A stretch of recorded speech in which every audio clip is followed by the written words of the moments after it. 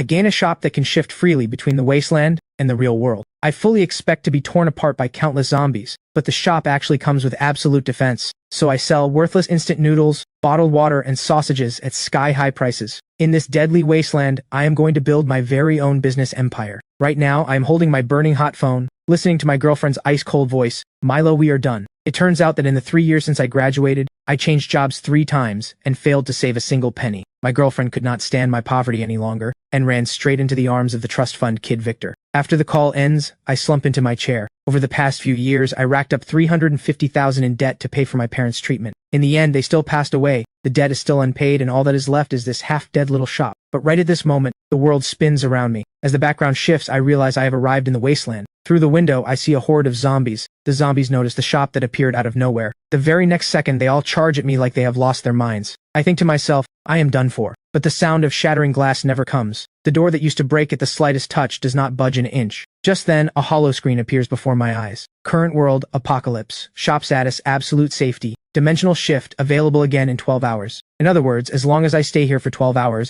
I can return to the real world. I glance at the monsters outside and scratch my head in frustration. This tiny shop, barely 200 square feet, is packed with all kinds of goods: braised beef, instant noodles, bottled water, sausages, bread, cookies. Back in the real world, all of this combined is barely worth anything. But what about here? A thought claws its way up from the depths of my mind. In the wasteland, the most precious thing is not gold, not diamonds. It is clean food and water. I rush to the counter and grab the most ordinary bottle of water. This bottle costs $2 in the real world. In this zombie-infested world, how much is it worth? I think of that $350,000 in debt, and I think of Tiffany's words on the phone, "We are done." I twist open the bottle and take a long, hard gulp. What I need to do now is use these 12 hours to earn my first fortune. I am already calculating. 1 bottle of water for 1 gram of gold. No, too little. 1 bottle for 10 grams. 1 pack of noodles for 100 grams. I force myself to calm down. I need customers first. A dozen zombies are blocking the entrance. No survivor would dare come close. But sitting here for 12 hours doing nothing? No way. My eyes land on the braised beef noodles, and a plan takes shape in my mind. In this world drenched in rust and rot, what could possibly be more lethal than the aroma of a steaming bowl of instant noodles?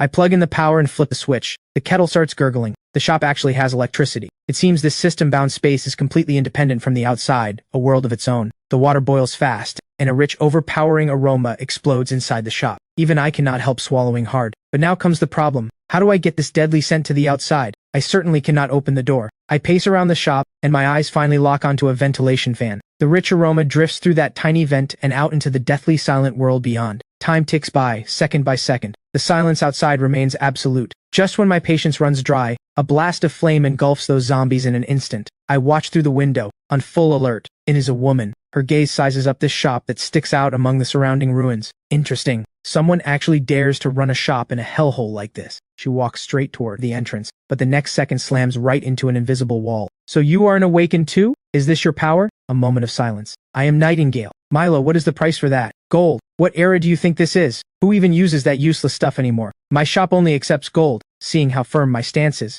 Nightingale raises her hand and sends a fireball flying, aimed straight at my face. But the flame vanishes the instant it touches the barrier, disappearing completely. "Now can we talk business?" "Fine, boss Milo. How much for a bowl of noodles?" "Not much. 100 grams of gold." 100 grams? Why don't you just rob people? Even if gold is as worthless as scrap iron now, that does not mean it grows on trees. You don't have to buy. With that, I ignore her and start eating the noodles I just prepared. The slurping is painfully loud. Nightingale's throat bobs involuntarily. She cannot even remember the last time she had a hot meal. Day after day, she has been surviving on scavenged canned food and energy bars. That stuff keeps you alive but gives zero satisfaction. Right then, her stomach lets out a faint growl. The sound is barely audible, but in this dead silence it hits like thunder. Nightingale's cheeks flush red in an instant. I act like I hear nothing, and keep enjoying my noodles. "I don't have that much gold right now. Can I put it on a tab?" "No tabs at this shop. I am not here to run a charity. Besides, I will be gone in less than 12 hours. Who knows if Nightingale can get the gold back in time." Finally, I finish the last bite and let out a satisfied burp. I casually grab a sausage off the shelf, flick it with my finger, and it arcs perfectly through the air as casually as tossing food to a stray cat. Nightingale's body goes rigid. This is pure naked disrespect. But reason tells her to pick it up and eat it. Time seems to freeze. 2.5 seconds later, hunger defeats dignity. In just 3 bites the sausage is gone. That is my good faith gesture. 100 grams of gold for 1 bowl of noodles. Fair and square. Wait for me. She drops those 2 words and turns to leave. With her abilities, as long as she finds a survivor settlement or a pre-apocalypse bank vault, getting 100 grams of gold is no big deal. But I call out to stop her. "Hold on." I pull out a can of cola, nice and easy. The legendary cola. A drink you could find anywhere before the apocalypse, but today it is more luxurious than the finest wine. This one is 50 grams of gold per can. Before Nightingale can respond, I tear open a pack of spicy snack sticks. This one is cheap, 30 grams of gold a pack. Ice-cold cola, spicy snack sticks, piping hot noodle soup. Before the apocalypse, these three were the cheapest combo you could find, but now they are filled with the ultimate temptation. Nightingale's fists clench at her sides until they creak. You had better have enough stock. Then her figure vanishes. She's going to get gold. Right now. Immediately. The dimensional shift still has 10.5 hours of cooldown. I start taking inventory. 10 cases of instant noodles, 15 cases of bottled water, snack sticks and sausages fully stocked. I even dig out 5 eggs in the corner.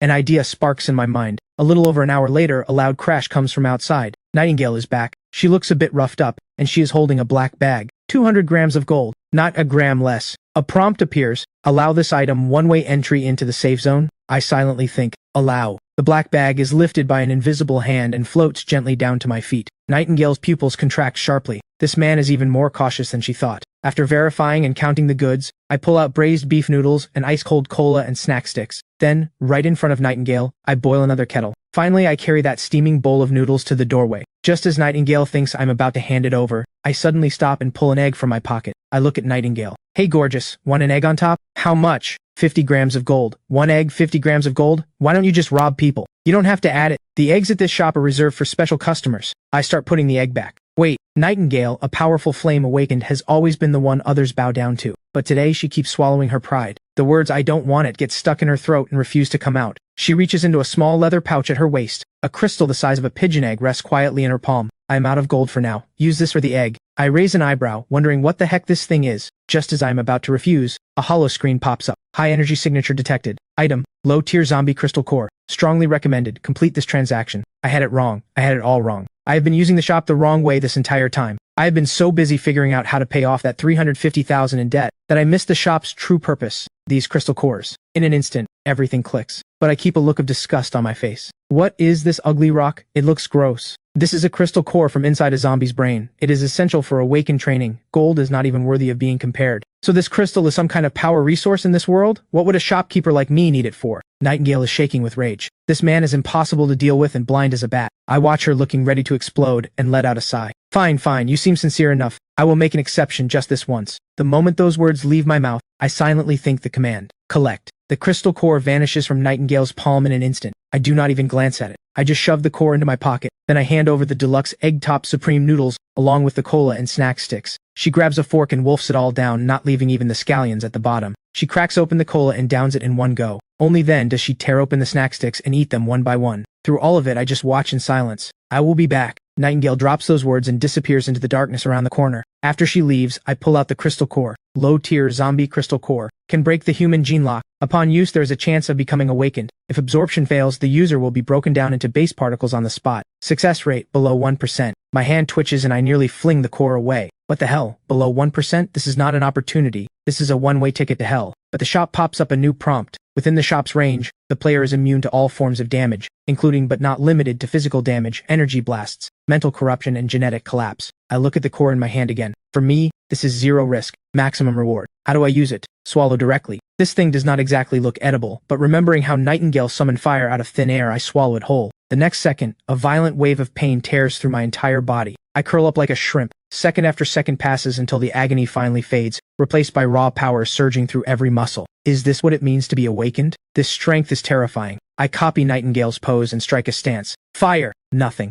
Not a single spark on my fingertips. Damn it, did the awakening fail? The more I think about it, the angrier I get. I slam my fist into the shelf next to me. Suddenly the shelf and all the snacks on it vanish. My mind links to another space, and inside that space sits the missing shelf. I try reaching out, and the shelf reappears in its original spot. Only now does the system chime in. Awakened Milo. Awakened ability. Dimensional vault. Capable of isolating space and time. Store and retrieve with a single thought. Current capacity. I practice on a bag of snack sticks, storing it, retrieving it, storing it, retrieving it. Slowly I sink into deep thought. Gold can only solve the debt crisis. Crystal cores are the real path forward. The dimensional shift still has 9 hours of cooldown. I need to stockpile as many crystal cores as I can before I leave. One pack of noodles was enough to lure in Nightingale. What if I multiply that scent 10 times, 20 times? So I pull out a massive pot, dump in a full 20 packs of noodles, and crank the vent fan to maximum. This is my doomsday feast. 3 blocks away inside an abandoned building, a young man huddles in a corner. A scarred man wipes down his rifle barrel. A man with glasses speaks with worry. Tiger, Ricky's wounds are getting worse. If we don't find medicine soon, he might. The scarred man they call Tiger nods. Every scrap of food in this district was picked clean long ago. Medicine is a pipe dream. But right then, a scent drifts in. Tiger, someone out there is cooking noodles. Shut up. Logic tells him this is definitely a trap. In the wasteland, anyone brazen enough to cook out in the open is either insane or a hunter with absolute power. But his starving body roars back. Find it and eat it. Specs panics too.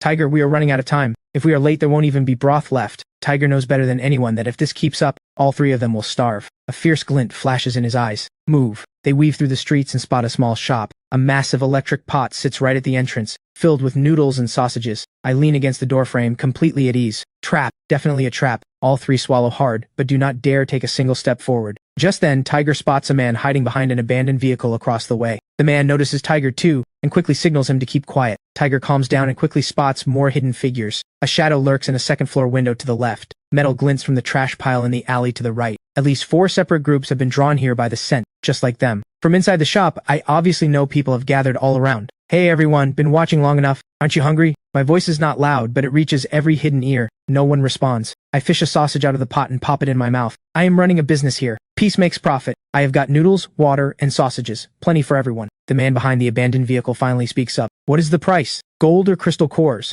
Everyone freezes for a second. Crystal cores make sense. That is the ultimate hard currency. But gold? In the wasteland, gold is worth less than a sheet of steel. Then a roar erupts from behind the trash pile. He is messing with us. This punk never planned to trade. Let's take him out. Everything in that pot, we split it. The moment those words hit the air, the atmosphere turns even more tense. Everyone's mind races. I keep eating without even looking up. You can try, but let me be clear, anyone who attacks loses their right to trade. You will just have to stand there and watch everyone else eat. The man behind the trash cannot take it anymore. Screw this, I don't buy it. He whips out a shotgun. 2 more men crawl out behind him, one with a machete, the other with a steel pipe. Everyone else watches and waits, waiting for the first fool to test me. The man pulls the trigger without hesitation, but the buckshot, about 8 feet from the shop, slams into an invisible wall. The entire time, I do not even twitch an eyebrow. I just fish out another sausage and pop it in my mouth. The entire square falls into an eerie silence. His 2 companions with the machete and the pipe stand frozen. Right then, the man behind the vehicle seems to understand something. Since physical attacks are useless, what about a psychic one? An invisible wave of energy gathers in his palm.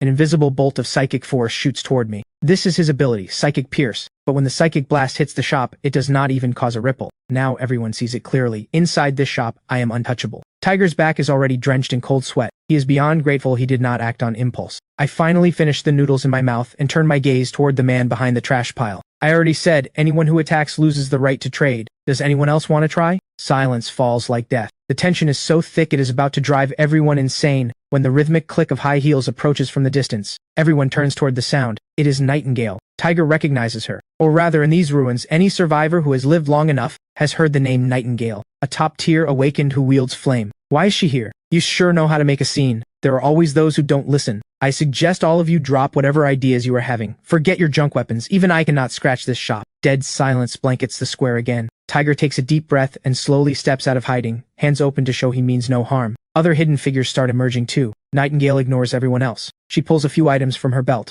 3 gleaming gold bars, each one 100 grams. I want cookies, canned food, and water. Everything that is easy to carry and store. For a top-tier hunter like Nightingale, ready-to-eat industrial rations are the smarter choice. I like doing business with smart people. I quickly pull out compressed biscuits, canned luncheon meat, and bottled water. A smooth trade, done in full view of everyone. Nightingale takes the food, turns, and vanishes into the darkness. Every pair of eyes snaps back to me. This time there's no hostility, no testing, only the purest hunger. Now it is your turn. Everyone clear on the rules? Gold or crystal cores for food, except for them, of course. The man from the trash pile cannot hold out any longer. He scrambles over to me on his hands and knees. Boss, I was wrong. I was so wrong. Please, just one bite. Just a sip of broth. His 2 companions drop to their knees behind him, begging. The survivors around them feel no sympathy, only relief that they held back. I already said anyone who attacks loses the right to trade. I stop paying them any attention and scan the crowd. Who else wants to trade? Tiger pulls out a crystal core and holds it up to me. With a single thought, the core floats into my hand. I say nothing and turn to grab 3 large bowls, packing them full of noodles and sausages. Tiger lifts that bowl and feels warmth he has not felt in ages. All 3 of them bury their faces in the bowls and inhale the food. With someone finally breaking the ice, the rest cannot hold back any longer. Boss,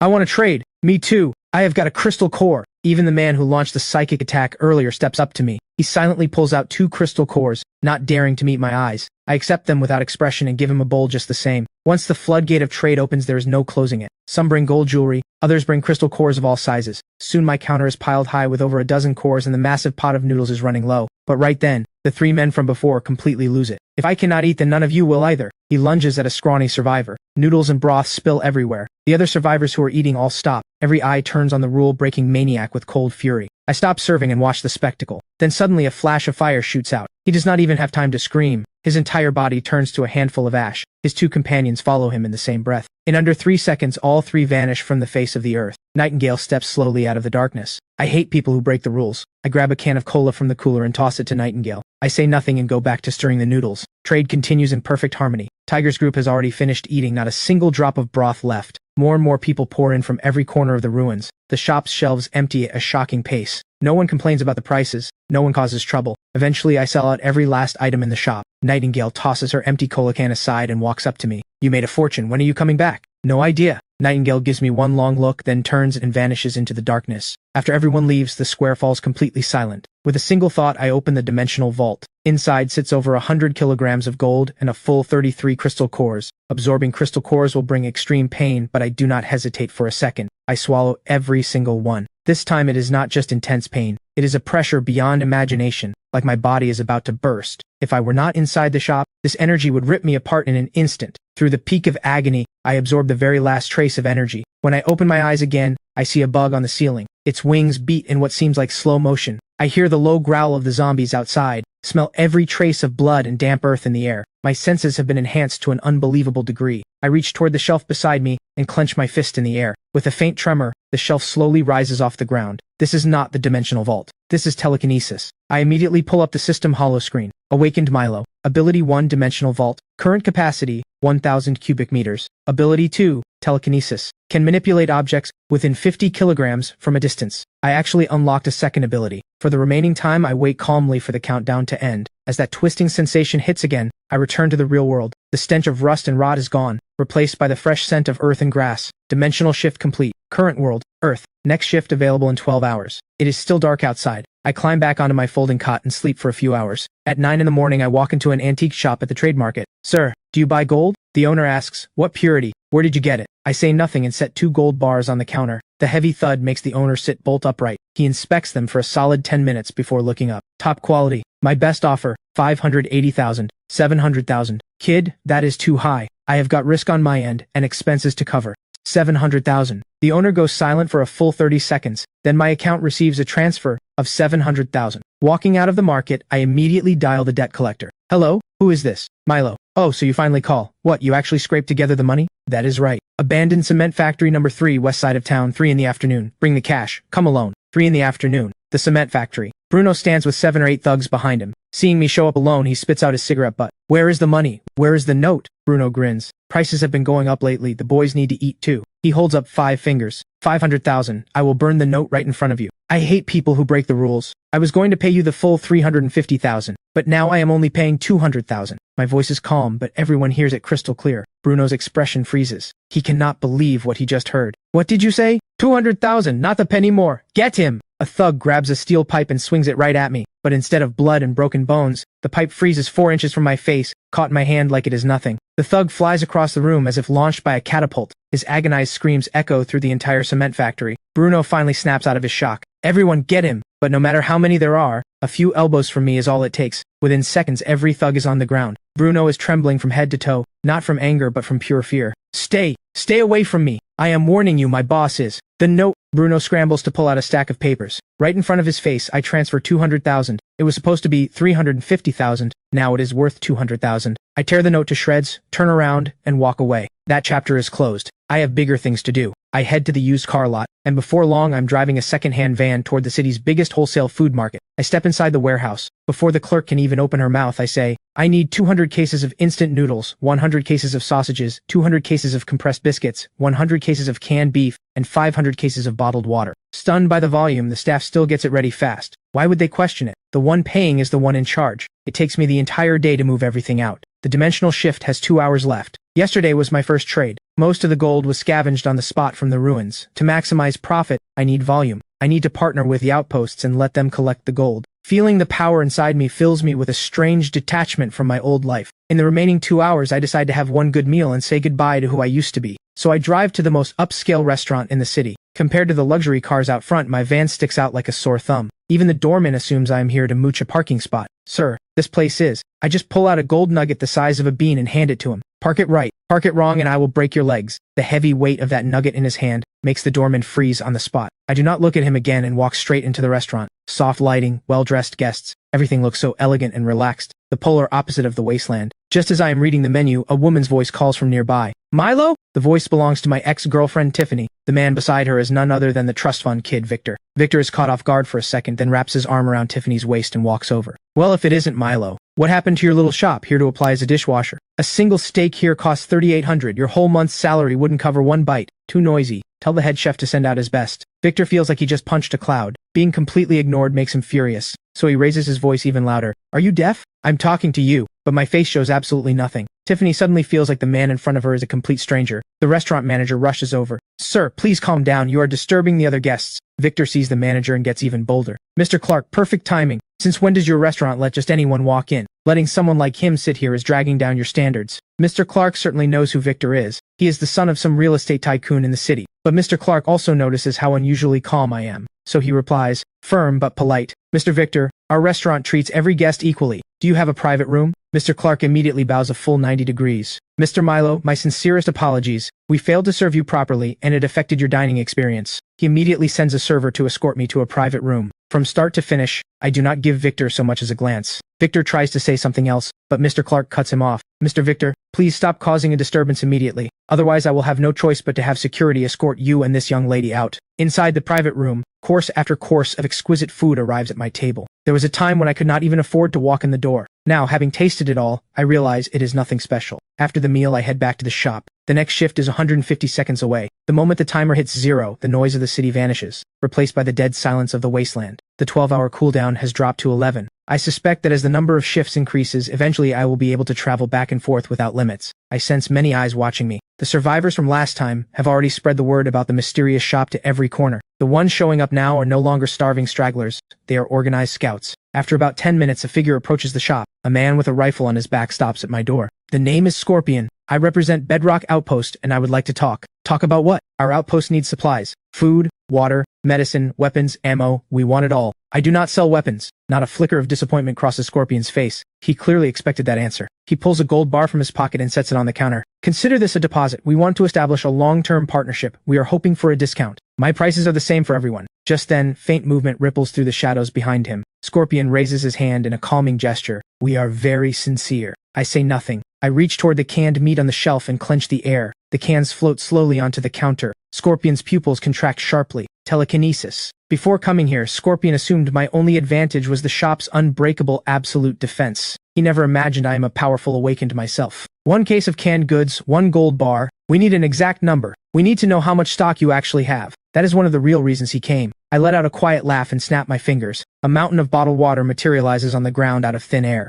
The sight makes Scorpion's brain stall for a solid 2.5 seconds. Is this enough? If not, I snap my fingers again. Another mountain, this time compressed biscuits. Scorpion's throat bobs. The man in front of him does not just have telekinesis, he also has a spatial ability. What is the price? I already told you. 1 gold bar, 1 case of canned goods. We will take everything, but we need time to gather the gold. Gold works for the loose items on the shelves, but for bulk orders you pay with something else. Crystal cores? Impossible. Crystal cores cannot be used for trade. They are the source of every awakened's power. They are the very foundation of our outpost. That is your problem, not mine. The moment those words leave my mouth, both mountains vanish into thin air. The leverage in this deal has been mine from the very start. If Scorpion refuses once other outposts accept the terms, Bedrock will eventually crumble and fall apart for good. We need a specific exchange rate. 100 gold bars plus 10 crystal cores for the water. As for the biscuits, double the price. Scorpion's fists clench so hard at his sides they turn white. This is not just highway robbery. This is a holdup. Scorpion forces himself to breathe and calm down.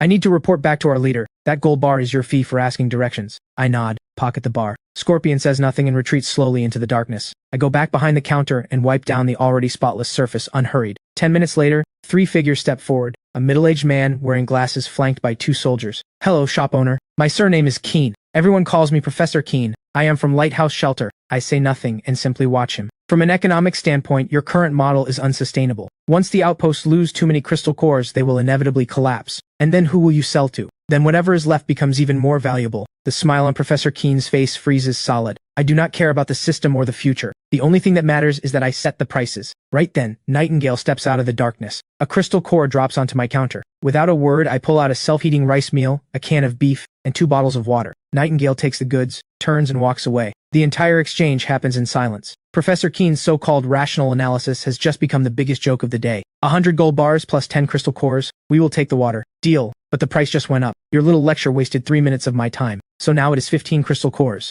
We will take it. The man in front of them may not be the strongest awakened in the wasteland, but his shop is the ultimate trump card. Professor Keen pulls out a military communicator. Bring 100 gold bars and 15 crystal cores. About 20 minutes later, the roar of vehicle engines rumbles in the distance. 2 metal crates land in front of me, one packed with gold bars, the other holding 15 crystal cores. I toss case after case of water beyond the barrier. After the deal is done, several figures emerge from the darkness. Scorpion is back, and behind him stands a 20-strong squad. Both sides instinctively train their guns on each other. We brought what you asked for. The crates open. Not just gold bars, but 20 crystal cores. 10 more than I demanded. Scorpion lets his actions speak louder than words. Professor Keen's face turns deathly pale. Even in the apocalypse, people are one-upping each other. I give a casual wave and pull stacks of compressed biscuits and several cases of canned beef from the dimensional vault. On the house. Scorpion's breath catches for an instant. He bet right. He immediately bows deeply to me, then turns to face Professor Keen. Bedrock came here to trade. We do not want trouble. But if Lighthouse tries anything here, we are ready for a fight. On cue,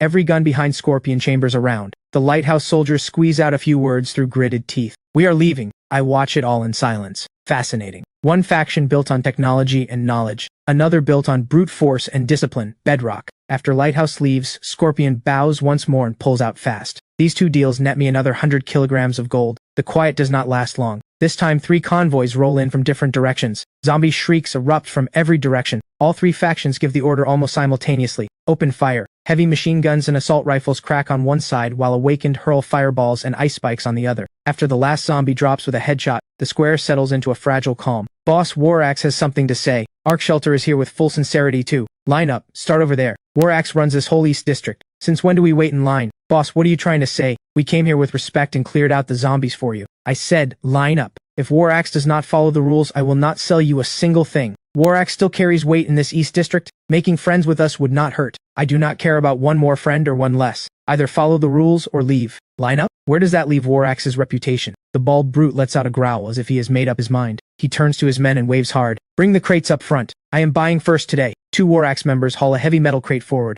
Someone broke the rules. Trading is over. With one sweep of my hand, every last bit of stock vanishes into my dimensional vault. The entire shop is empty in a heartbeat. The other 2 factions glare at the bald brute with pure fury. I came here with gold and crystal cores to do you a favor. Don't push your luck. Nobody in the East District dares to ignore Warax. Who do you think you are? I hate barking. Open fire. Blow this dump to dust. A hail of bullets rips toward the shop, but every single round is stopped by the invisible shield. Not only will I never sell Warax another thing, I am putting a bounty on your head. 100 cases of canned beef. Every Warax member freezes. I raise my hand and 100 cases of canned beef appear on the ground. Instantly, every pair of eyes shifts to the bald brute. You all want to turn on me? I am the 3rd boss of Warax. The Hive accepts that bounty. Arc Shelter does too. And you? You are betraying me as well? The Warax members exchange glances. No one dares to meet his eyes. Loyalty. In the wasteland, loyalty is the cheapest thing there is. Suddenly a blade plunges into the bald brute's chest. The one who struck is his own lieutenant. Why? Why? The lieutenant's face shows nothing. 3rd boss, the boys need to eat too. Then he turns toward the shop.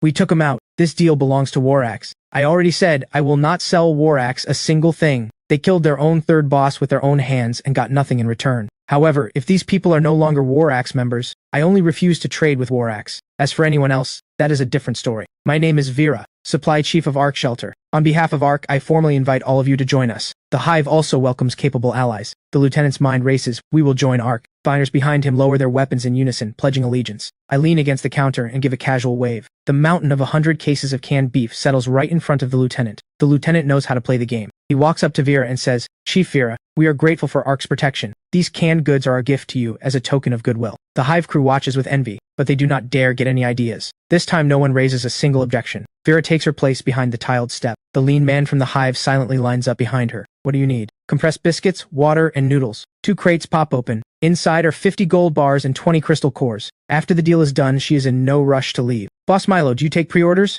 I do. What do you need? Antibiotics, cold medicine, as much as you can get. Go back and make a list, then bring me a deposit. I will have the goods ready next time. Next up is the lean man from the Hive. Just like Vera, he pre-orders medicine plus cigarettes and liquor. After the organized trades wrap up, a handful of individuals step up to trade. Some bring gold jewelry, others bring small crystal cores. But then one person brings something completely new, a vehicle battery. The energy density and cycle life of batteries in this world are nearly double what exists in mine. It suddenly hits me. I've been treating this world as nothing more than a crystal core and gold cash machine, completely overlooking the technology this world already had before the disaster struck. I turn around and pull out 2 loaves of bread, a bottle of water, and 2 sausages. The surrounding survivors are stunned. That much for a battery? From now on, I am buying these batteries too. In the back of the crowd, several lone wolves quietly form a circle around the man. He clutches the food tight against his chest, his body shaking. This food is not hope. It is a death sentence. I have questions for this man. Anyone who moves, I will gladly spend a few more cases of canned beef on your heads. Every lone wolf freezes on the spot. After all, Warax's third boss is still lying dead just a few steps away. What is your name? Owen. Owen, where did this battery come from? Skyreach Tech Park. I used to be a battery engineer at Skyreach Technologies. This Thor Mark 7 is our flagship product. When the disaster hit, we had just finished a production run. The company warehouse still has tens of thousands of finished batteries, but every one of the thousands of employees in the park turned into zombies. I nod. If I use the gold I have to replicate a production line back home, the Thor Mark 7's performance specs could absolutely ignite an energy revolution in the real world. Assuming the production line is destroyed, can you recover the full manufacturing process for this battery? Every raw material formula and procedure? The park servers have complete documentation. As long as I can access a server, I can pull everything out. The way I look at him changes completely. This is no down on his luck engineer. He is a walking key to a treasure vault. For this, I am going to need help from the local powers. With that in mind, I look at Owen. From now on, you work for me. Your job is to evaluate every piece of tech I receive. In return, I will provide you with food and water. A wave of uncontrollable joy surges through Owen's heart. What does it mean to turn your life around overnight? This is exactly what it means. But some survivors are quick thinkers. If Owen can change his fate with a single battery, why can't they? In an instant, a gold rush sweeps through the survivors. A salvaged motherboard from a military drone, a sealed biological sample cooler, even half a burned academic journal. I turn nothing away and hand everything to Owen for evaluation. The gold rush carries on well past midnight. Just then, 2 blinding headlights tear through the darkness, followed by the steady roar of powerful engines. Vera and the lean man step out of their vehicles almost at the same time. Several crates packed with gold and crystal cores sit heavy on the ground. This is a deposit from Ark in the Hive. Deposit received. I will have your goods ready for the next trade. Vera and the lean man bow at the same time, their posture respectfully low. Although the deal is done, neither of them shows any sign of leaving. Their eyes fix on Owen and the pile of tech scrap on the ground. My gaze stays calm. In the north district of the ruins sits Skyreach Tech Park. Tens of thousands of finished Thor Mark 7 batteries are stored there, but the place is infested with over 5,000 zombies. That number is enough to devour anything. Boss Milo, what do you mean? I am giving you a chance to strike it rich. I fund it, you supply the manpower. Clear out the tech park for me, and bring back the server mainframes in perfect condition. Vera and Hornet's minds race at full speed. The risk is hell tier, but the reward is heaven tier. More importantly, this is a chance to build a deep bond with this mysterious shopkeeper. The Hive accepts. Our Ripper Squad has the strongest solo assault capability in the entire ruins. Mission guaranteed. Hornet, don't oversell it. Ark has the best tech team in the ruins. Hacking, dismantling, transport. Only we can pull it off without a single hitch. The Skyreach Tech Park mission, Bedrock accepts. We have the most awakened fighters. We guarantee the servers come back in one piece. What a joke. 5,000 zombies? How many can your awakened kill before they burn out? You would just be marching to your deaths. Scorpion, brute force won't solve this. Without our technicians, you can't even get through the front gate. Skyreach Technologies Chief Power Engineer Dr. Clement is with Lighthouse.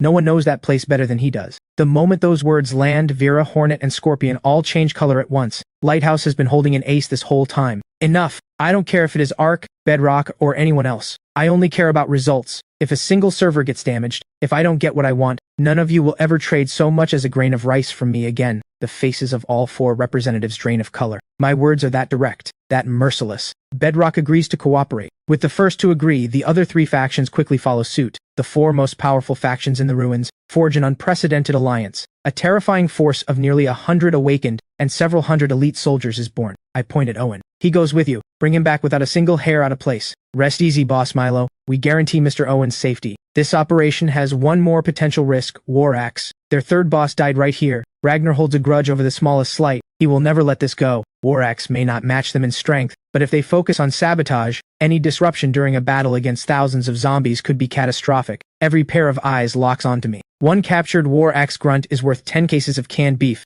A squad leader is worth 100. As for their boss Ragnar, I will pay 1,000 cases. No matter if it is you or any drifter in the ruins, whoever brings me his head, the canned goods are theirs. All 4 factions draw a sharp breath. The risk Vera mentioned is no risk at all in front of this man. The square falls dead silent. Not a single representative dares to harbor any hidden agenda. Today it is War X. Tomorrow it could be any one of them. Once a bounty is issued, there is no room for negotiation. Vera, Hornet, Scorpion, Professor Keen, 4 people whose every step shakes the ruins, do not waste another word. They finalize the mission assignments at top speed, then load up and drive off. Before leaving, Vera walks over to Owen. Mr. Owen, please come with us. We will need more details about the tech park on the way. Owen instinctively glances back at the shop. Only after I give him a nod does he climb into Ark's vehicle. I shut the door but do not rush to return to the other world. With a single thought, I pull out every crystal core earned from today's trades. Without a shred of hesitation, I grab a handful and shove them into my mouth. The familiar searing pain hits again. After the very last trace of energy is absorbed, I snap my eyes open. Awakened Milo. Ability 1, Dimensional Vault. Current capacity, 3,000 cubic meters. Ability 2, Telekinesis. Can manipulate objects up to 200 kilograms from a distance, with the added ability to reshape and accelerate objects. This is no longer simple object retrieval. My gaze shifts to the metal shelf in the corner. This time I do not clench my fist or raise my hand. Just one look. In an instant, the shelf is crushed into an ultra-dense block of metal. 12 minutes until the dimensional shift. Time to go back. The Thor Mark 7 battery is like a seed that has planted an entire forest of ambition in my heart. I am no longer satisfied being a simple middleman reseller. I'm going to build my own business empire in this safe, modern world. Those hundreds of kilograms of gold need to become liquid capital fast, but moving that much gold through legitimate channels is flat out impossible.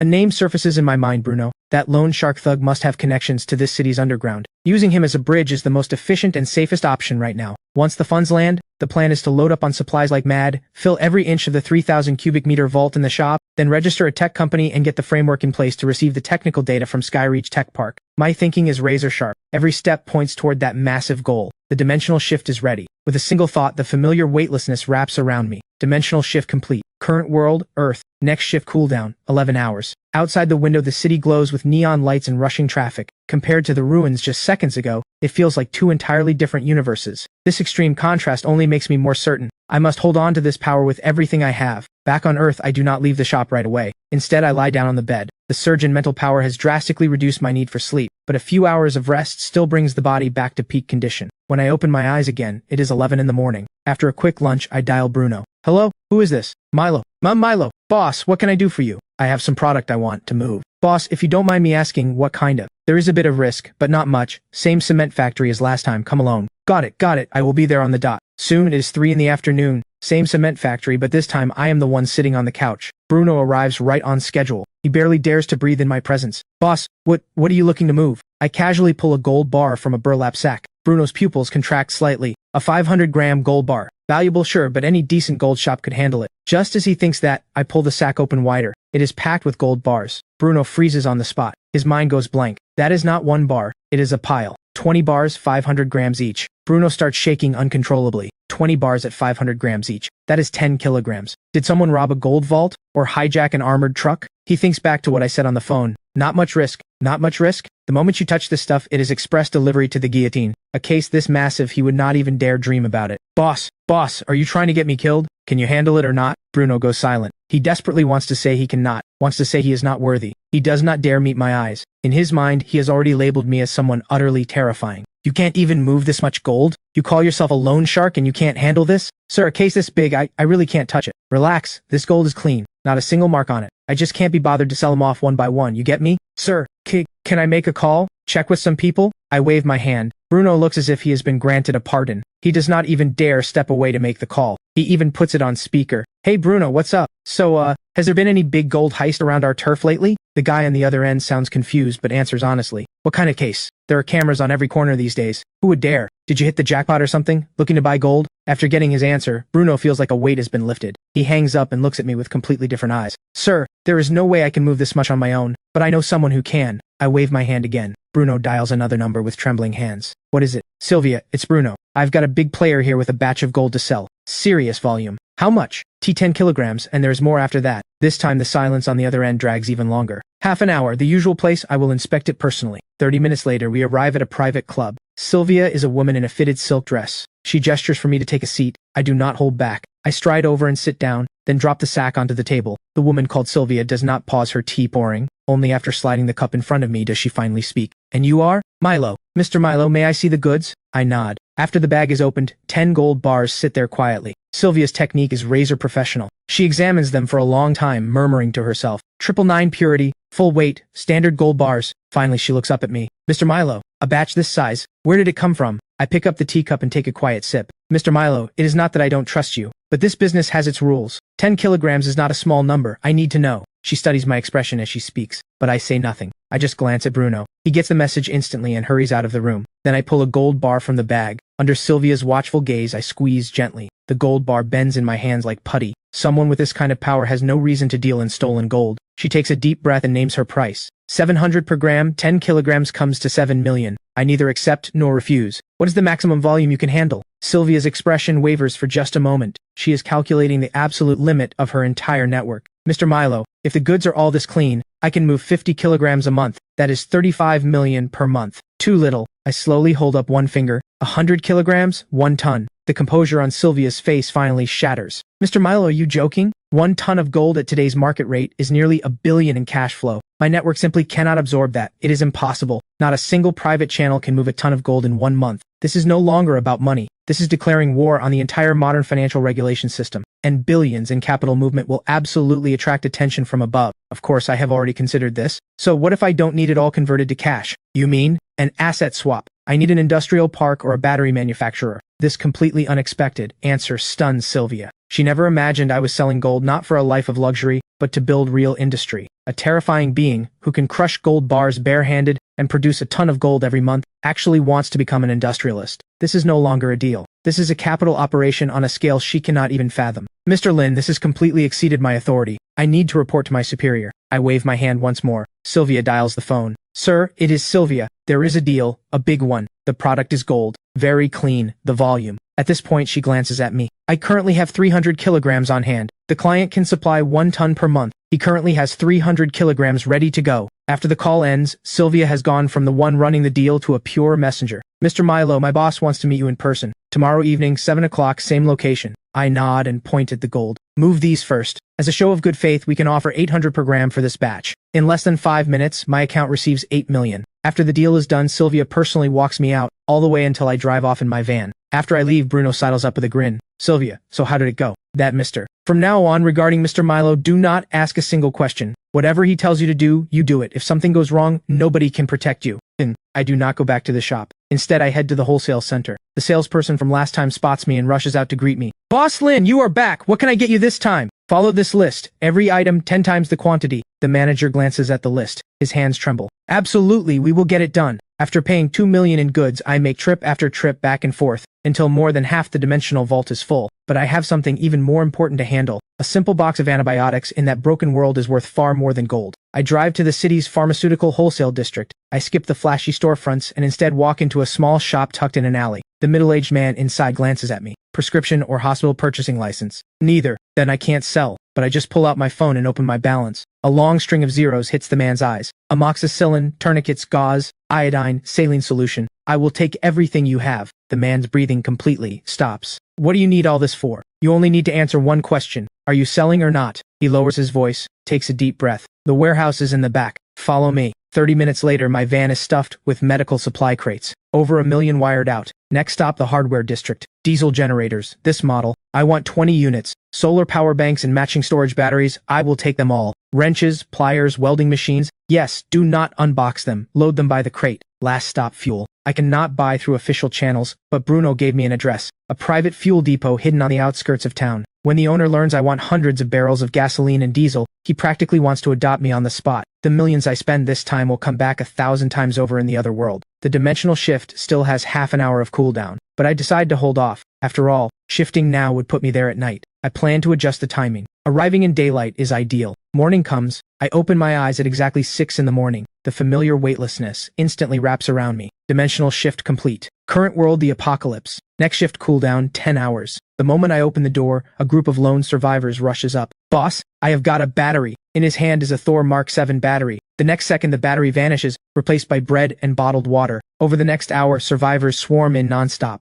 Then, at 7 o'clock sharp, a faint rumble shakes the ruins. The 4 factions have arrived. All 4 representatives step out of their vehicles. Boss Milo, we are ready. All technical personnel and equipment are fully in position. Hive scouts have already deployed ahead to clear obstacles along the route. Dr. Clement has confirmed the exact location of the server. We can move out at any time. Have any of you eaten breakfast? The sudden question catches Scorpion and the others completely off guard. Before they can answer, I sweep my hand wide. Mountains of instant noodles, self-heating rice meals, and canned goods pile up into a supply mountain. All 4 representatives swallow hard involuntarily. Even for them, eating a full meal is no easy thing. As for eating well, that is pure fantasy. What are you standing around for? Boss Milo is treating you. Go! Scorpion's bark lights the fuse. The next moment, everyone lines up in orderly fashion. Soldiers' eyes go red with emotion on the spot. They shovel food into their mouths. If the pre-mission breakfast is already this grand, and they actually complete the mission, what will they get? Could it be meat at every meal? Just as everyone savors the most luxurious breakfast the wasteland has ever seen, I make another move. More large cartons hit the ground. This time it is not food, it is cigarettes. In the wasteland, cigarettes are the second hardest currency after crystal cores.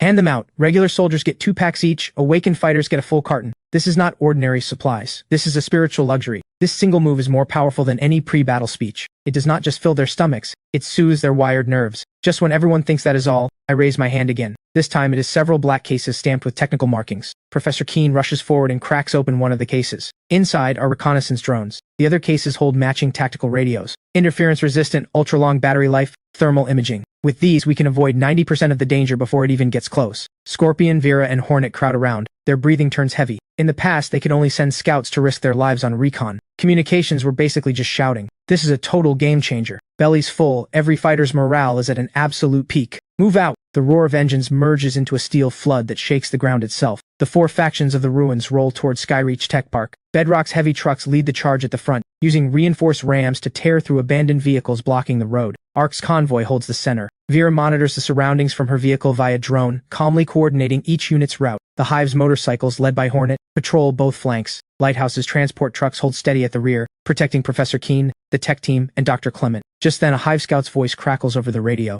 Small zombie cluster 500 meters ahead, roughly 30, no special variants. Vera responds immediately. Arc Squad 2 clean them out. The moment she finishes, several off-road vehicles break from the main column. Roof-mounted machine guns open fire. A hail of bullets rips the zombie cluster apart in seconds. The entire process is smooth and flawless, without a wasted second. Meanwhile, back at the shop, I lean against my folding cot, watching the monitor in front of me. The screen shows a crystal-clear feed from the drones. The steel convoy halts 1 kilometer from Skyreach Tech Park. The park looks like a small city. 5-meter-tall alloy walls stretch around it in every direction, and every 100 meters stands a watchtower blinking with red lights. Combat units quickly spread out and hold position. Scorpion, Vera, Hornet, and Professor Keene gather together, all 4 of them staring at the screen with grave expressions. Vera zooms in on the gate structure and speaks. The main gate system is completely locked down. We need high-yield explosives to blow it open. Scorpion's eyes flash with a fierce edge. Perfect. Draw every last one of those things out and slaughter them all. Saves us from hunting them down room by room. Everyone agrees. Vera immediately begins planning. Build a fan-shaped defensive perimeter centered on the gate. We hold the breach. Shred every zombie that pours out. Lighthouse handles the demolition. Hive handles perimeter watch and path clearing. Bedrock holds the front line. Execute. The instant she finishes, all 4 factions spring into action. The entire joint force operates like a precision war machine. Bedrock fighters build the first defensive line right in front of the gate, mounting heavy machine guns aimed directly at it. Arc personnel rapidly set directional mines. Several Earth-type awakened press their palms to the ground. A deep rumble shakes the earth, then the solid ground begins to churn. Trench after trench rips open out of nowhere, forming a complex kill zone. Before long, a crude but deadly defensive fortification takes shape. Demolition experts slap high-yield explosives onto the alloy gate then pull back fast. Moments later, an ear-splitting blast tears through the air.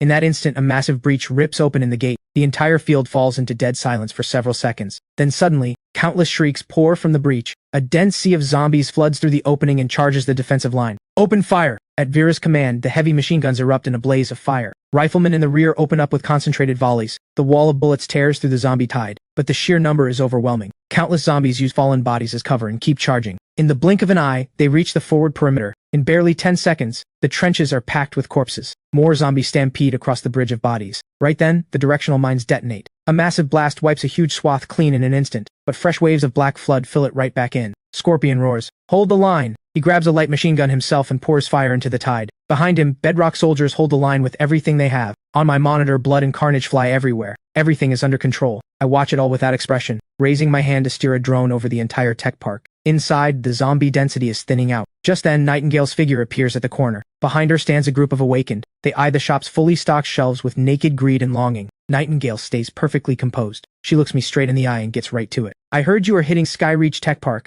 My people and I can help. My eyes sweep across the group. A faint, amused smirk tugs at my lips. Help? Vera and Scorpion have it covered. Nightingale hears this, and her expression turns subtle. She takes a deep breath. Anything they can do, we can do better. Now she has my interest. I point at the monitor in front of me. See that breach? Every zombie that comes through it is yours. As an advance, each of you can pick up 1 can of beef from Vera. Then show me whether you have earned a seat at the table. The awakened flush with shame and anger. 1 can of beef and you expect us to fight to the death? You think we are beggars? Outraged voices erupt one after another. Nightingale does not hear a word of it. She locks her eyes on me. All of you, shut up. If you want to leave, get lost right now. If you want to stay, follow me to pick up your canned beef and get to work. With that, she turns and strides toward the tech park. The awakened are left staring at each other. After a moment, Scar grits his teeth and follows. The rest see this and fall in line one by one. From inside the shop, I take it all in. A cool, faint curve forms at the corner of my mouth. What I want is not a pack of mercenaries who only care about payment. I want a force that is loyal to me. Before long, Nightingale arrives at the front line with over a dozen awakened. Vera frowns slightly at the sight. Nightingale wastes no words. Orders from Boss Milo. From now on, that breach is ours. Vera asks nothing more. She simply hands out a crate of canned beef. Nightingale and her people accept the cans without expression, then march straight toward the zombie tide without a second thought. Vera watches this with a complicated look. She does not understand why I would send a ragtag bunch of loners into battle, but she swallows her doubt and issues a new order. All units conserve ammunition. Shift fire to both flanks. In an instant, the gunfire thins out.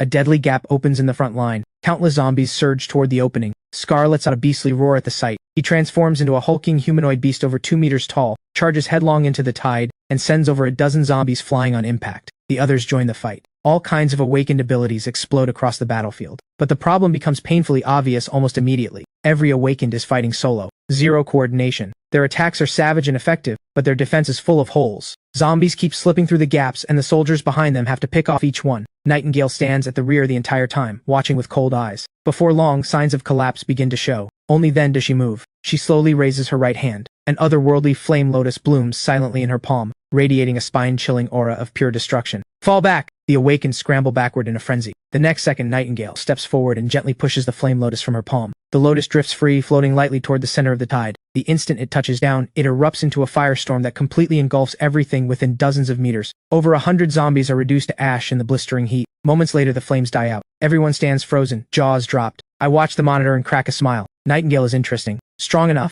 and a clear head on her shoulders. As for the rest, nothing but a ragtag mob. While I am thinking, I notice the flow of zombies from the breach has thinned to a trickle. The interior is nearly cleared. Vera and the others notice it too. Morale surges across the battlefield. After several more rounds of concentrated fire, the zombie tide is cut off for good. Vera's voice rings across the entire line. All units advance, maintain combat formation, move into the park and secure the central plaza. Engines roar back to life. The steel flood pours into Skyreach Tech Park. Inside, over 100 roads branch in every direction. High-tech buildings tower on all sides. Before long, Professor Keene successfully connects to the park's local network. He projects a 3-dimensional map into the air. Vera quickly divides the map into 4 zones. Split up. That is the only way to maximize efficiency. Bedrock clears the east zone. Owen goes with them to check if the production line is intact. The hive sweeps the outer perimeter and rooftops. Ark takes the west zone administration building and data center. Lighthouse escorts Professor Keene and Dr. Clement into the research building to locate the main server. Moments after the orders drop, the joint force splits into 4 teams and pushes toward their targets. Nightingale's group, however, is left standing alone. Every one of them wears a complicated expression, watching helplessly as the 4 factions roll out. Right then, Vera doubles back. Boss Milo has a message. He wants your group to clear the 6 dormitory buildings on the north side. Any issues? Nightingale gives a quiet nod, then sets off toward the dormitory district. Her people follow without a word. Meanwhile, the Lighthouse squad reaches the research building. Professor Keene immediately sends soldiers to sweep the corridors clean, then takes the elevator down to sublevel 3 with Dr. Clement. Moments later, the elevator doors slide open silently. At the end of the sublevel 3 corridor stands a heavy blast door. Dr. Clement spots it and strides forward, punching a string of characters into the control panel beside the door. A click echoes through the corridor. The massive mechanical lock begins to turn. The blast door slowly swings open, and a wave of cold air rushes out. Inside, rows of black server racks stand in perfect formation. Countless indicator lights blink in the darkness. The team rushes in and begins searching. Within moments, Dr. Clement shouts with excitement, "Found it!" Professor Keene hurries over. Several technicians fan out immediately, plugging storage devices into the server ports and starting the data transfer. A green progress bar crawls across the screen. Professor Keene speaks into his radio, calling Boss Milo. Lighthouse has reached the target location. Data transfer estimated at 40 minutes. At the same time, inside the massive production hall in the east zone, the combat squad has cleared every zombie. Owen stands before a giant piece of production equipment, his fingers flying across the control panel. In no time, the indicator lights above the machine switch from red to green. Owen shouts with excitement. The main structure of this production line is intact. Just swap out a few wear parts, hook up a power source and it can restart. Scorpion looks puzzled. Where are the batteries Boss Milo wanted? Owen points toward a sealed warehouse door deep inside the hall. Bedrock soldiers step forward and pry the door open with crowbars. The warehouse stretches into darkness, lined with endless shelving. Everyone freezes in place, because every shelf is neatly stacked with brand new cartons, each stamped with the bold Thor Mark 7 logo. Just then, a soldier steps forward and slices open a carton. The next second, over a dozen pristine batteries tumble out. The Bedrock soldiers erupt in excitement. Owen darts between the shelves, scanning inventory codes on a tablet at top speed. There are at least 30,000 batteries here, and the storage condition is excellent. Damage rate is under 5%. Scorpion can barely contain his joy. If they bring all this back, the canned goods Boss Milo gives as a reward will pile up into a mountain. Then Owen's voice rings out again. There is more than one production line here. There are 2 complete production lines. Scorpion lets out a thunderous laugh. He grabs the radio. Reporting to Boss Milo, East Zone Warehouse, 30,000 intact batteries found, plus 2 complete production lines. Back at the shop, I am still leaning against the cot. The radio delivers one piece of good news after another. The hive has secured all high ground, no major threats detected, North Zone dormitories fully cleared. Yet my expression does not change. I simply float a can of cola off the shelf with telekinesis and crack it open. Soon the data transfer is complete. Every battery is packed and loaded. The 4 teams regroup at the main gate. Scorpion's heart starts to churn with anxiety. He does not know if I will approve the victory feast, or worse, blame him for suggesting it. The thought sends a chill down his spine. Before long, the main force returns to the shop. An eerie quiet settles over the area. Every pair of eyes locks onto the closed roller shutter. After a moment, the shutter slowly rises. I step out, face calm, pace unhurried. My gaze lands on Scorpion. Scorpion, you mentioned a victory feast earlier, didn't you? The moment he hears this, his heart drops straight to the floor. Beads of cold sweat form across his forehead. That was me speaking out of turn, Boss Milo. But I cut him off. Good idea. I raise my hand and give one casual sweep. In an instant, a mountain of meat materializes in the center of the square. Pork, beef, chicken, duck, everything. Then mountains of vegetables and potatoes appear out of thin air, plus hundreds of cases of ice-cold beer. In a heartbeat, the entire square fills with the sound of people swallowing. My voice cuts through. What are you waiting for? Today, all the meat you can eat. The words drop, and for a split second the world goes silent. Then an earth-shaking roar of cheers rips through the sky.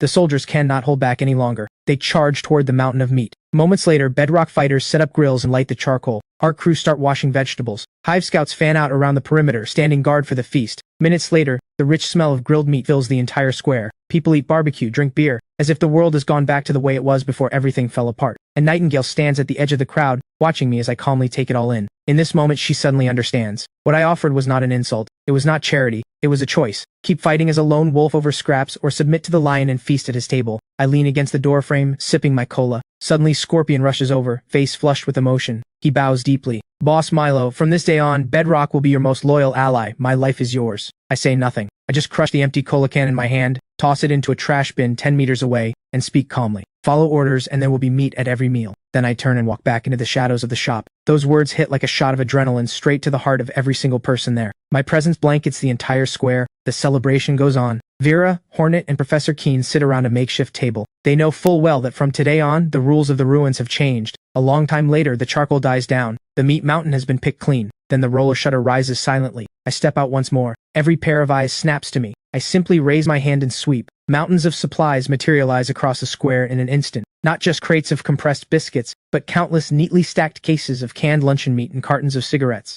There are 2 stockpiles here. One is the agreed payment to the 4 factions. The other goes to every individual who fought today, distributed by combat merit. Come collect it yourselves. Vera handles distribution. Scorpion assists. With that, I turn and head back into the shop. Another thunderous cheer erupts across the square. Vera steps forward and begins organizing the handout by combat records. The entire process runs in perfect order. By now, everyone knows the old era is over. From this day forward, these ruins answer to one set of rules, mine. Soon the distribution wraps up. One by one, the convoys fire their engines and roll out. Before long, the square is left with nothing but a mess of gnawed bones and empty beer bottles. Nightingale and her awakened stand alone in the middle of the square. In this moment, they know with absolute certainty that I am their only option. Seeing this, I give a casual wave. Dozens of cases of noodles and canned goods appear out of thin air. This is your payment, take it and go. The moment those words land, Scar erupts. Are we rags you use and throw away? You think one meal is enough to dismiss us? The group behind him instantly stirs. But Nightingale does not move. She steps forward, lifts her head, and looks me straight in the eye.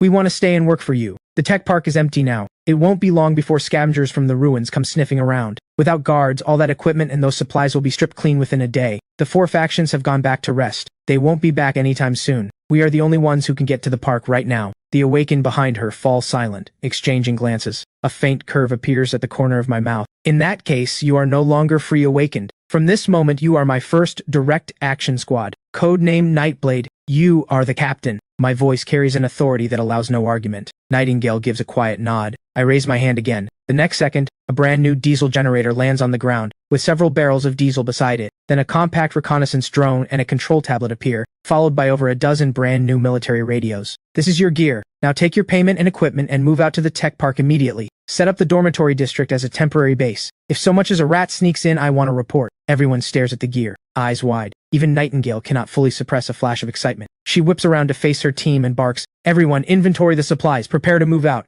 This time the response comes back in perfect unison. "Copy that, Captain." They load up the gear, climb into vehicles, and tear off toward the tech park in a cloud of dust. I pull my gaze back and slowly lower the roller shutter. Silence returns to the shop. I stare at the intricate industrial blueprints on the computer screen. Full production line schematics and manufacturing process data for the Thor Mark 7 battery. A smile creeps onto my face. The plan is clear. Return to the real world, use the gold in the vault as seed capital, and with these high-performance batteries as the foundation, build a business empire that is truly my own. News of the operation spreads across the wasteland like wildfire. More and more people flood toward the square. Before long, a dense crowd has gathered. My figure appears in the doorway, but I do not bring out any food. I speak coldly. "Let me state my rules one more time. Bring me something of value and trade it for the right to survive." I appoint a man as the steward. With that, a crude but efficient trading market springs to life. Survivors line up one by one to exchange for supplies. I sit inside the shop, storing their old world scrap into the dimensional vault. Time ticks by. The dimensional shift cooldown ends. I look up toward the square. The line stretches longer and longer,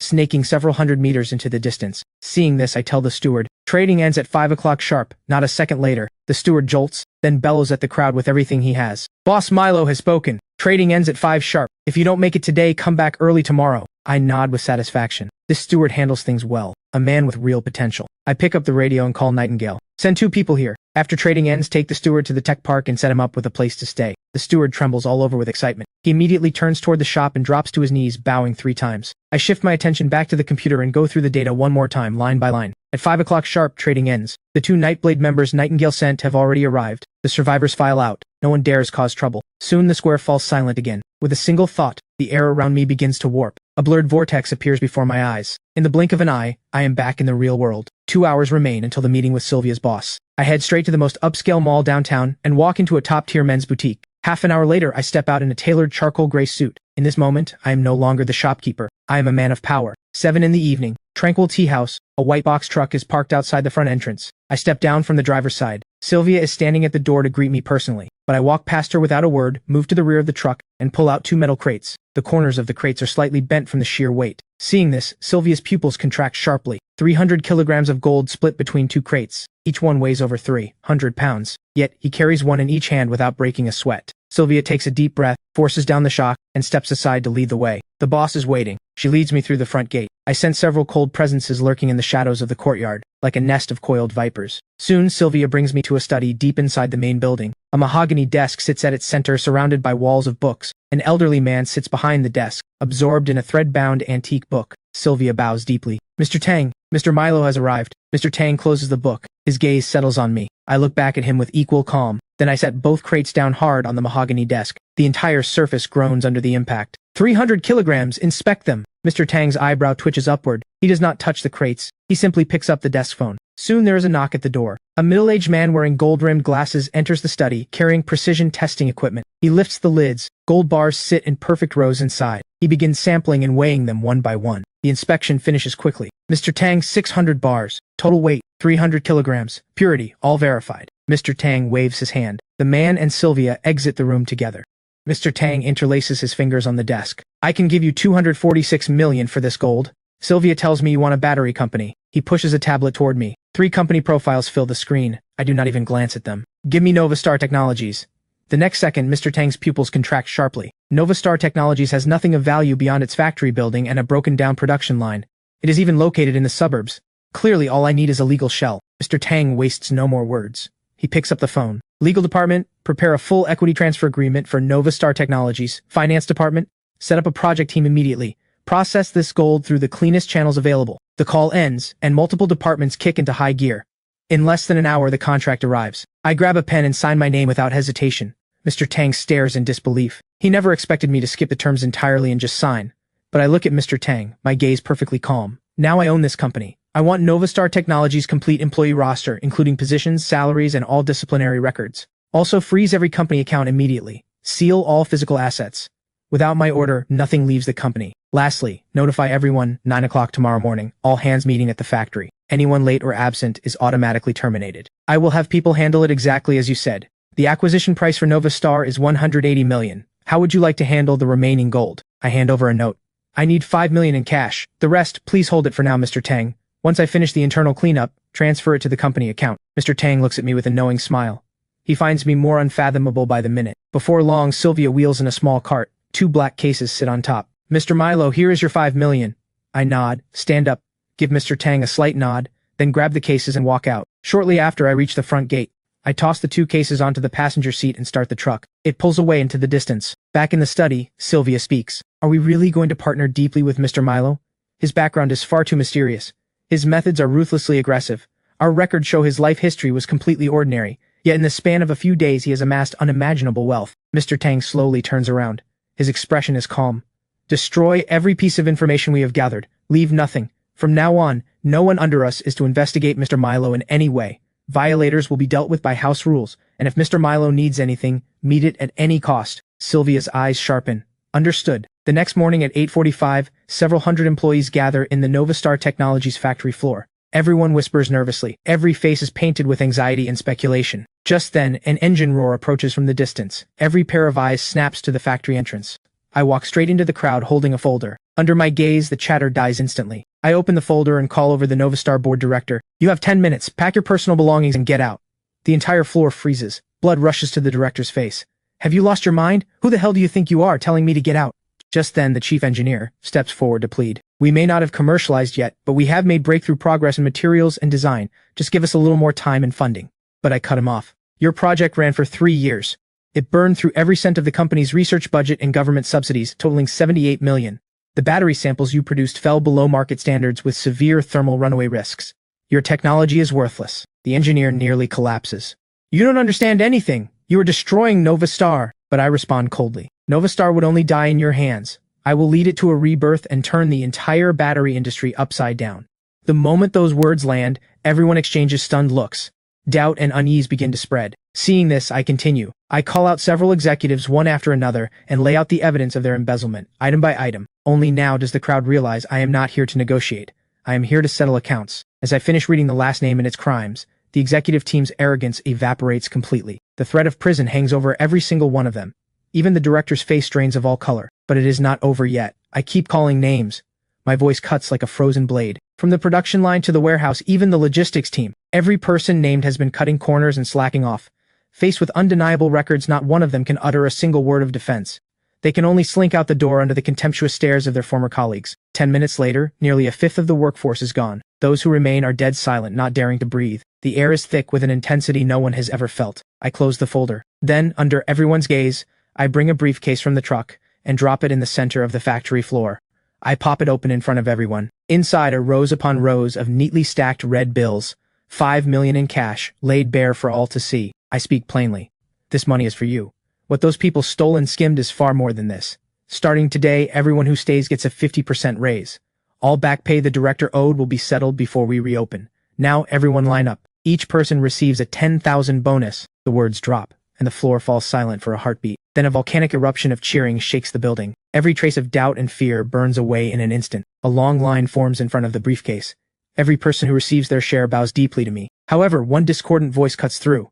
Leland, assistant engineer from the research department, speaks up calmly. Chairman Milo, my name is Leland. I used to run material tests under Chief Engineer Chen. Now the entire executive team has been gutted. Even Chief Engineer Chen is gone. What are we supposed to produce? The whole floor goes silent. A company without a product is a company that cannot survive. Everyone will face unemployment. At that thought, all eyes lock onto me. I skip the speeches. I simply pull out a Thor Mark 7 battery. This is the answer. From today, Novastar Technologies produces only this. Its name is Nova 1. The next second, Leland and several technicians crowd around, eyes full of curiosity and scrutiny. Is this a prototype? Chairman Milo, what are the core specs? Energy density 400 watt-hours per kilogram. Full load cycle life, 5,500 cycles. The air itself seems to freeze. Every technician in the room draws a sharp breath. Leland nearly shouts. That is absolutely impossible. Those numbers defy the laws of physics. Compared to the best experimental samples on the planet, this is pure fantasy. Facing the tidal wave of doubt, I let a faint smirk form. This is exactly the reaction I want. Do you have testing equipment in this factory? Use your most professional gear and your harshest standards to verify whether what I said is true. Leland is completely stunned. He never expected this level of confidence. Then he snaps into action with a roar. All tech and quality teams, follow me. He strides forward carefully, cradles the battery from my hand, and sprints toward the second-floor lab.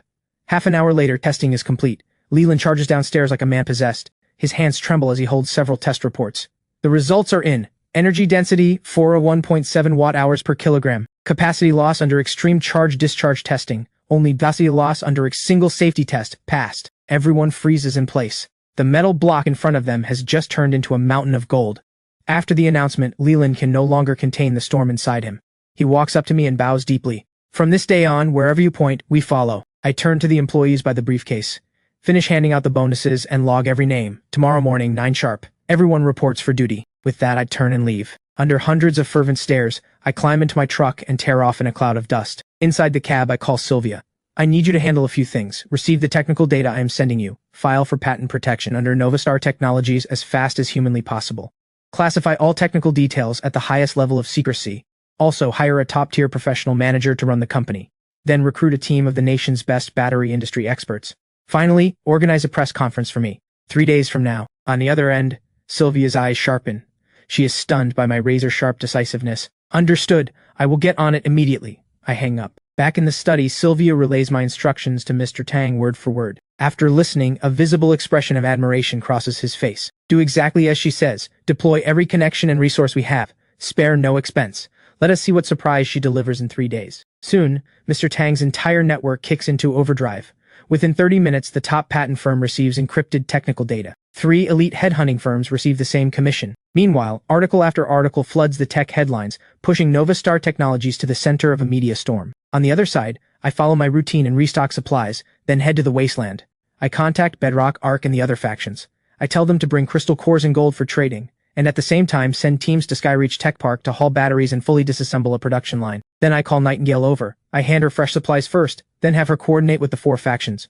I know perfectly well that Nightingale's team alone cannot hold all of Skyreach Tech Park, so I order Nightingale to begin recruiting Awakened, with a target of 100 fighters. This time the shift cooldown drops to 9 hours, exactly as I expected. It keeps shrinking towards 0. I end up staying over 10 hours because ruined survivors bring in a massive haul to trade. When trading wraps up, I have collected over 200 kilograms of gold and 30 crystal cores. I store the gold in the dimensional vault. The crystal cores I absorb on the spot. Moments later, my abilities strengthen once again. The dimensional vault expands to 4,000 cubic meters. Telekinesis upgrades to lifting 300 kilograms, with added ability to further compress and accelerate metal. With all this done, I return to the real world, sleep soundly through the night, and head to Novastar the next day. The factory is buzzing with energy like never before. Smiles light up every face. Every few minutes, the lab erupts with shouts of amazement at the battery's performance. I sit in my office, having just hung up with Sylvia. She is on her way with the talent I requested. An hour later, a knock comes at the door. A woman with short hair walks in. This is Kira. Sylvia follows behind her. Before I can speak, Kira cuts in. Time is money. Let us skip the pleasantries. The headhunter said you were about to launch a product that will reshape the industry. With this company on the verge of bankruptcy? Because I can deliver what no one else can. A product powerful enough to shut down every battery maker on the planet. Kira lets out a cold laugh. I have been in this industry for 10 years. I have seen too many young dreamers just like you who all ended up as industry jokes. I came here to confirm one thing. What makes you different? I suddenly smile, stand up, and head for the door. Follow me. Kira freezes for a second, then quickly falls in step. Sylvia jogs to keep up. Soon we reach the second-floor quality lab. I tell Leland to bring the test reports. Kira takes them and scans the pages. Seconds later, her eyes fill with suspicion. Faking data is an art form. Your report is full of holes. Leland turns beet red and protests desperately. Every single number was tested by us personally, but Kira glances around the lab equipment and curls her lip. On these relics from 20 years ago? My expression does not change one bit. How would you like to test it? Simple, Kira says, reaching into her bag for a flash drive. This contains a battery testing protocol I designed myself, the highest standard available, 5 times stricter than the national standard. Your battery needs to run through every single test again, operated entirely by my people. And it has to be done at an internationally certified third-party lab. Done. Sylvia, help me out. Contact Mr. Tang. I need access to the Zhongke Testing Center lab right now. Kira freezes on the spot. She never expected me to agree so easily, let alone request the most elite lab in the country. Sylvia pulls out her phone and dials. In less than 10 minutes, Sylvia walks briskly to my side. Mr. Milo, it is all arranged. The lab is open to us for the next 20 to 4 hours. I pick up the Nova 1 from the table and lead the group out. Shortly after, we arrive at the Jonkei testing center. Kira takes her team straight into the core lab. She plugs the flash drive into the computer, then places the Nova 1 battery into the testing apparatus. Moments later, at Kira's command, testing officially begins. One brutally rigorous test after another is executed in rapid succession. The lab falls completely silent except for the hum of instruments. Everyone holds their breath, waiting. Time crawls by, second after second. Kira and her team grow more and more shaken. The Nova 1 performs flawlessly under every single test. When the final test is done, a steel needle pierces the battery. Every reading on the screen holds rock steady. The entire lab sinks into silence. Kira stares at the flawless report for a long time before uttering 3 words. A new era. She slowly turns to face me. I am in, but I have one more question. Can a product like this actually be mass-produced? What about cost? This is her last shred of rational caution as a professional manager. I do not answer with words. I simply pull another flash drive from my pocket and hand it to her. This contains the complete manufacturing process for the Nova 1, along with the production line retrofit plan. Your job is to convert the production line for mass production as fast as possible. As for manufacturing cost, it is only 10% above current mainstream batteries. Kira's mind goes completely blank. She takes the drive with trembling hands. She knows what is inside is not just digital data. It is a secret powerful enough to overturn the entire global industrial order. In this moment, Kira's eyes blaze with fire. I understand. From this moment on, Leland is the Chief Technology Officer. Everyone back to the company right now. In 2 days, I want every one of you to have these blueprints burned into your brains. Then something occurs to Kira. She looks at me, brow furrowed. Chairman Milo, the materials needed for the production line retrofit will take a month to arrive. What do we show the media at the launch in 2 days? I will handle the core components. Send me the parts list. I will have everything delivered by tomorrow at the latest. Your job is to get the production line running before the launch and produce the first finished unit. With that, I walk straight out of the lab. The others scramble into action. Half an hour later, at Novastar's office, Leland hands me a materials list. I take the list, barely glance at it, and stuff it in my pocket. Wait for my word. I leave with nothing else. Before long, I am back at the shop. I trigger the shift and return to the wasteland. I grab the radio and start calling people in. In less than 20 minutes, 3 off-road vehicles pull up outside the shop. Vera steps out with Owen and Dr. Clement. Boss Milo, the people you asked for are here. I nod at Vera and hand over the list. Go to the tech park and bring these back. Every single item on this list, not one piece missing. Tear the production line apart if you have to. Owen and Dr. Clement feel their hearts lurch, but neither dares to object. Mission will be completed. Moments later, the convoy rolls out, racing toward the tech park. I switch the radio to the open channel. This is Milo, trading is open. Bring your gold and crystal cores. The moment I finish, replies flood the radio one after another. Bedrock Outpost copy. Hive copy. Lighthouse copy. Arc copy. I switch to the encrypted channel. Nightingale, how is recruitment going? We have screened 30 awakened so far. Per your orders, we are running the second round of loyalty vetting. Good. I do not feed deadweight or traitors. As long as they are willing to work, supplies are unlimited. Understood. Within 3 days, Nightblade's full roster will be on your desk. Hearing this, I set down the radio and wait. In less than an hour, engines roar from all 4 directions at once. The 4 factions' vehicles line up in front of the shop. Scorpion is first in line. He sets down 2 heavy metal crates. Boss Milo, this is everything Bedrock has stockpiled. Right behind him is Hornet, followed by Arc and Lighthouse. The metal crates open. Gold bar after gold bar and crystal cores are counted out. I casually sweep them into the dimensional vault. The 4 factions wait in orderly lines and collect their pre-ordered supplies. Crate after crate of goods is hauled away. Cigarettes, liquor, rice, meat, medicine, even radios and drones. Under my supply chain, the quality of life for the 4 factions and their awakens steadily improves. Trading goes smoothly. In total, I harvest nearly 300 kilograms of gold and 42 crystal cores. Soon the square falls silent again. I absorb every crystal core on the spot. A cold wave of energy floods through my body. I can clearly feel my psychic field expanding rapidly. The precision and power of my telekinesis multiply. The weight limit breaks through to 400 kilograms with ease. The dimensional vault's interior expands to 5,000 cubic meters. Just then, an engine sounds outside. Vera, Owen, and the others pull up in front of the shop, their vehicles loaded with precision components. Vera steps to the door. Boss Milo, every core component and material on the list accounted for. I stand up. Good. At this moment, the Novastar Technologies factory is ablaze with light. The factory floor roars with the sound of cutting metal. Kira stands on the second floor platform, overlooking the frenzy below. Her eyes are bloodshot, but her commands are still sharp and decisive. The entire tech team, under her relentless pressure, runs like an overwound clock, pushing past every limit. Just then, a low engine rumble echoes. I pull my truck up to the factory entrance. Every eye in the building locks onto me. I step down from the driver's seat, walk to the rear, and pull open the heavy cargo doors. The next second, a truck bed packed wall-to-wall with components is revealed. Leland practically trips over himself rushing over. The surrounding technicians swarm in. Everyone moves at maximum speed to unload. Kira walks up to me. She says nothing. She just gives me one long, deep look, then spins around and shouts at the tech team. Leland, take your crew and start installing the core drive shaft. Team 2, pre-calibrate the high-precision sensor array. Team 3, load all alloy components into the welding stations in sequence. Before dawn, I want this production line alive. The next second, an earth-shaking chorus of replies booms back, rattling the entire factory. Then, the workers dive in.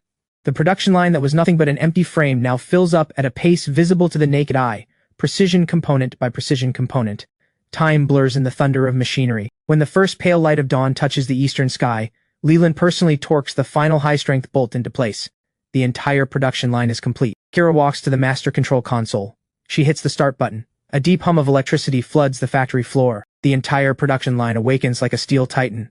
Over 100 indicator lights flicker on one by one. Every eye is drawn in. The instruments coordinate with flawless precision. The entire process runs like water. But at the very last step, a piercing alarm suddenly screams. Warning, internal pressure abnormal. Threshold exceeded. Kira's face changes instantly. She dashes to the console. What happened? Leland rushes over, hands flying across the controls. He speaks, voice trembling. It is the reaction spike during shield coating formation. The Nova 1 material is too aggressive. The energy released in that instant is too much. The casing might not hold. Every heart in the room sinks. Everyone believes failure is inevitable. But then the pressure curve plunges and stabilizes within the safe zone. The piercing alarm cuts off abruptly. Leland stares at the screen in a daze. The Nova 1 absorbed the energy surge with its own internal structure. The alloy casing deformation rate is 0. He whips his head toward the production line. It worked! At the end of the line, a Nova 1 battery slowly emerges. The next second, thunderous cheers explode. We did it! We actually made it! Several veteran technicians who have been up all night scream with joy. Even Kira cannot stop trembling.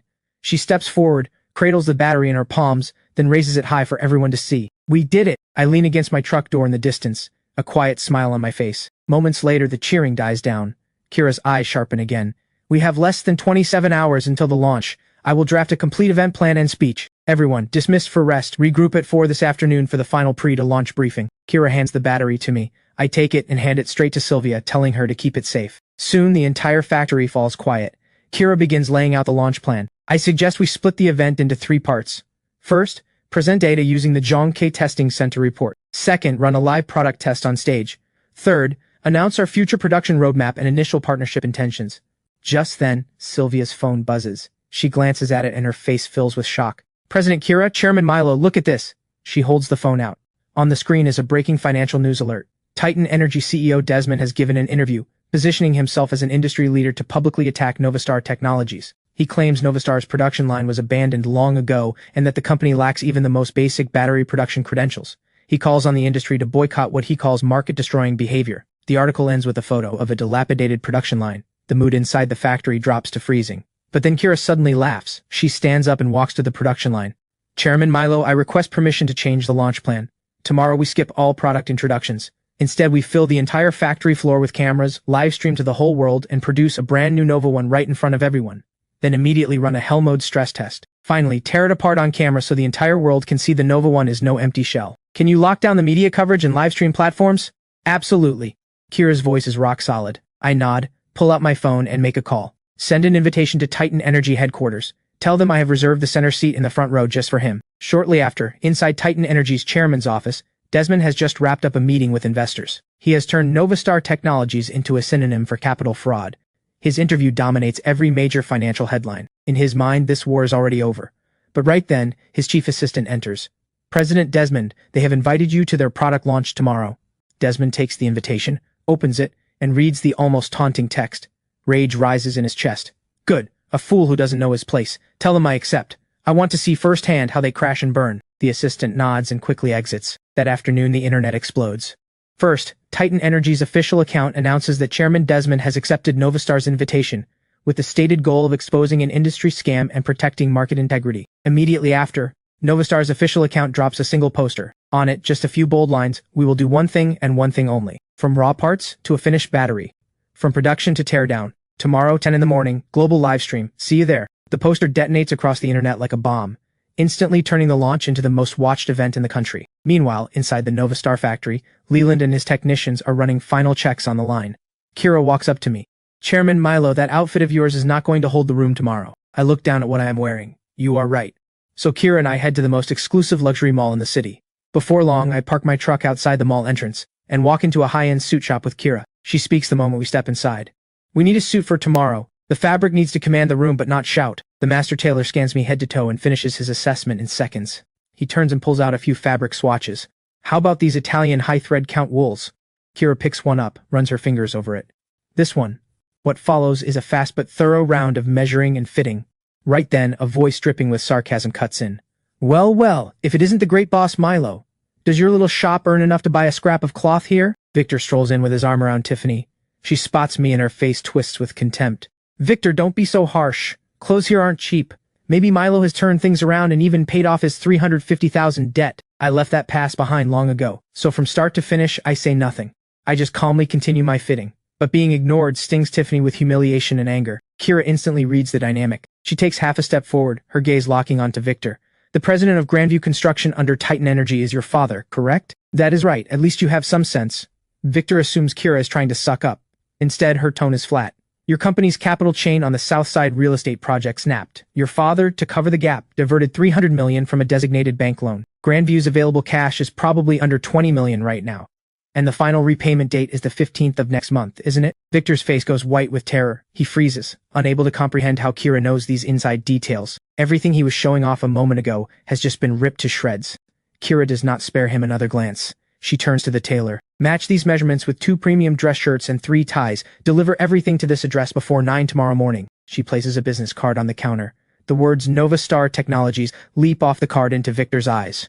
In that instant, every recent news headline collides in his brain. The next second, Victor lets out an almost manic laugh.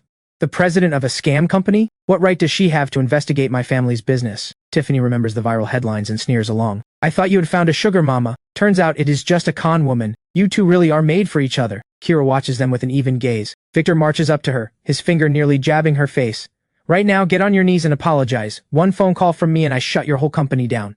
I step sideways, placing myself between Kira and Victor. Victor meets my ice-cold stare and immediately falters. But I do not raise a hand. I speak calmly. Tomorrow morning, 10 o'clock, Nova Star Technologies factory.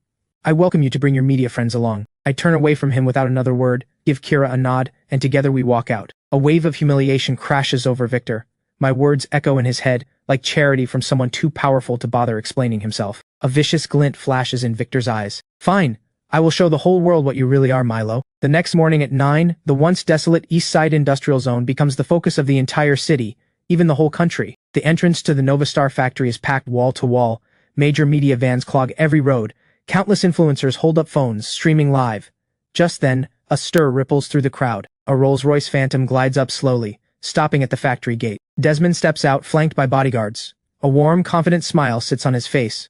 Camera flashes erupt instantly. Reporters swarm him. Sir, do you have evidence of Nova Star's fraud? What is your take on this kamikaze-style livestream? Desmond stops and faces the cameras with a smile. I am not here today to attack anyone. I am simply a veteran who has spent half his life in this industry, here to witness firsthand the so-called rise of a newcomer. As for the truth, I believe the facts will give us the best answer. With that, Desmond walks inside. Right then, a red Ferrari pulls up at the entrance. Victor steps out with Tiffany on his arm, chin held high. Behind them trails his entourage of media friends. Moments later, Victor and Tiffany push through the crowd and enter the venue. Inside the factory, the audience area is divided into several sections, all facing the production line. Over a dozen high-definition cameras are mounted alongside it, capable of capturing every last detail. The entire venue is eerily quiet. Everyone is stunned by the spectacle before them. Time ticks by. At exactly 10 in the morning, every light in the venue goes dark. The eyes of the entire world focus on this one spot. In the darkness, a single spotlight beams down from the ceiling, illuminating the futuristic production line. At the same time, the livestream cameras lock on, projecting the feed onto massive screens for all to see. The audience buzzes with chatter. Desmond sits in the reserved front row center seat, brow furrowed. He spots something wrong immediately. Looking at this production line that defies everything he knows, a creeping unease tightens in his chest. Right then, Kira approaches with steady, measured steps. She stops directly in front of the production line. Distinguished guests, members of the media, good morning. I am Kira, president of Nova Star Technologies. Today we will show you, starting from the most basic raw materials, the creation of a Nova 1 battery. Now please welcome our chairman, Milo. My figure appears before the entire audience. I am wearing a tailored suit. My eyes are calm as still water. I walk casually to the control console and lean against it. Welcome to our launch. As Kira said, today we do one thing only. Live production. I press the button on the console. The next second, the dormant production line roars to life. Over 100 indicator lights flicker on one by one. Mechanical arms rise smoothly into standby position. The giant screens light up, divided into multiple zones. The main feed shows a close-up of Workstation 1, where an array of raw materials sits on display.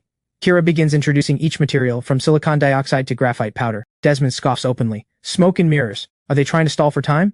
Victor doubles over, laughing. Is this a middle school science class? The livestream chat floods with mocking comments, but then the production line fires up. Mechanical arms grab precise amounts of raw material and feed them into a fully sealed furnace unit. On screen, the internal temperature readings spike instantly.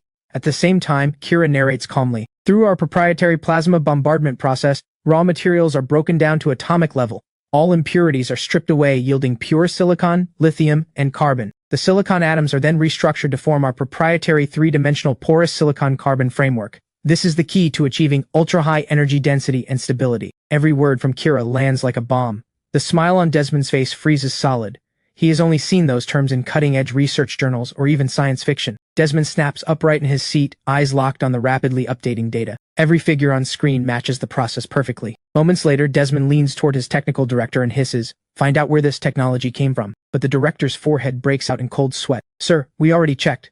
Fewer than 5 labs in the world can achieve this, and even their samples are measured in milligrams." Hearing this, Desmond's heart sinks deeper. Just then, production enters the next phase. Kira continues her narration, one breakthrough concept after another. Suddenly, Desmond jerks his head up. A fierce glint flashes in his eyes. "I have found the flaw in this scam. This has to be a pre-recorded video. If I demand something they cannot deliver, the whole thing collapses on the spot." With that thought, Desmond wastes no more time. He shoots to his feet, cutting off Kira mid-sentence. "President Kira, one moment please. The technology you are showing is impressive, I will give you that. But how can I be sure this is not a professionally produced video?" The crowd instantly erupts. Questions and doubts fly from every direction. Desmond's cold smirk deepens. "I demand that this video be stopped immediately. Let any member of the press here choose at random and film the production line in real time with our cameras. Put that feed on the big screen. If you can pull that off, I will apologize to you in front of the entire world." The entire factory falls dead silent. Every eye locks onto Kira and me. Victor is trembling with excitement. "They won't dare, I told you they are frauds." Seconds crawl by. I finally straighten up, step forward, and walk to the very front of the stage. Done. My answer hits like a thunderbolt inside every single mind.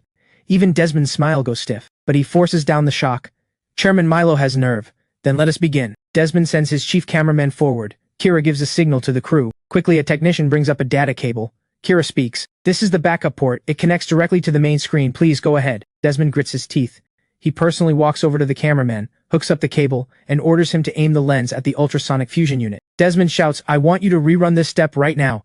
I want the entire interior of this equipment filmed." This demand is even harsher than before, but once again my response defies all expectations. "No problem. Though standing down there you probably cannot see very well. Why don't you and your cameraman come up on stage and verify every step at zero distance?" The entire venue is thunderstruck. Desmond's mind goes completely blank. Going up means he becomes the challenger, scrutinizing everything under the eyes of the entire world. If all of this turns out to be real, he will become the biggest joke of the century. But refusing is the same as admitting he is scared. Desmond takes a deep breath, then walks up onto the stage. His cameraman follows close behind. Without a wasted word, I turn back to the console and press the button. The next second the line starts up, running the material fusion sequence. The cameraman immediately presses his lens against the equipment. The main screen now shows the camera's raw live feed. 2 streams of differently colored powder are injected.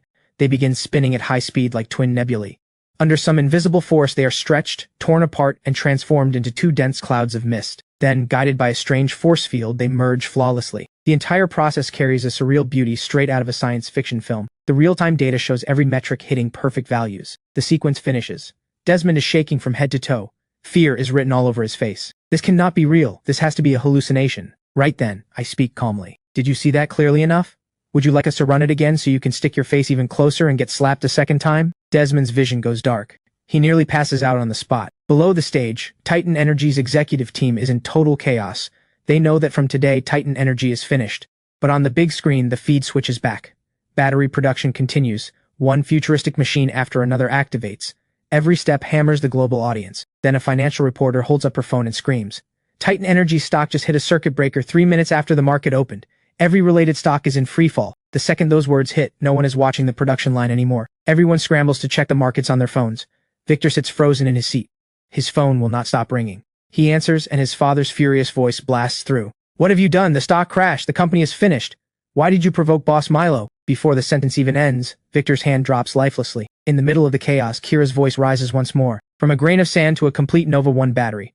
Total time, 15 minutes and 23 seconds. Today's livestream ends here." She gives the audience a slight bow, then turns and walks toward me. I straighten up, without sparing a single glance at the crowd below. Under every eye in the room, Kira and I walk through the backstage metal doors.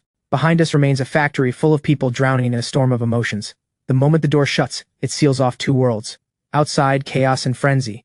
Inside, you could hear a pin drop. Kira lets out a long breath. It is over. It is not over. This is just the beginning. Kira gives a tired laugh and shakes her head. Before she can say another word, her phone erupts with notifications. She checks it.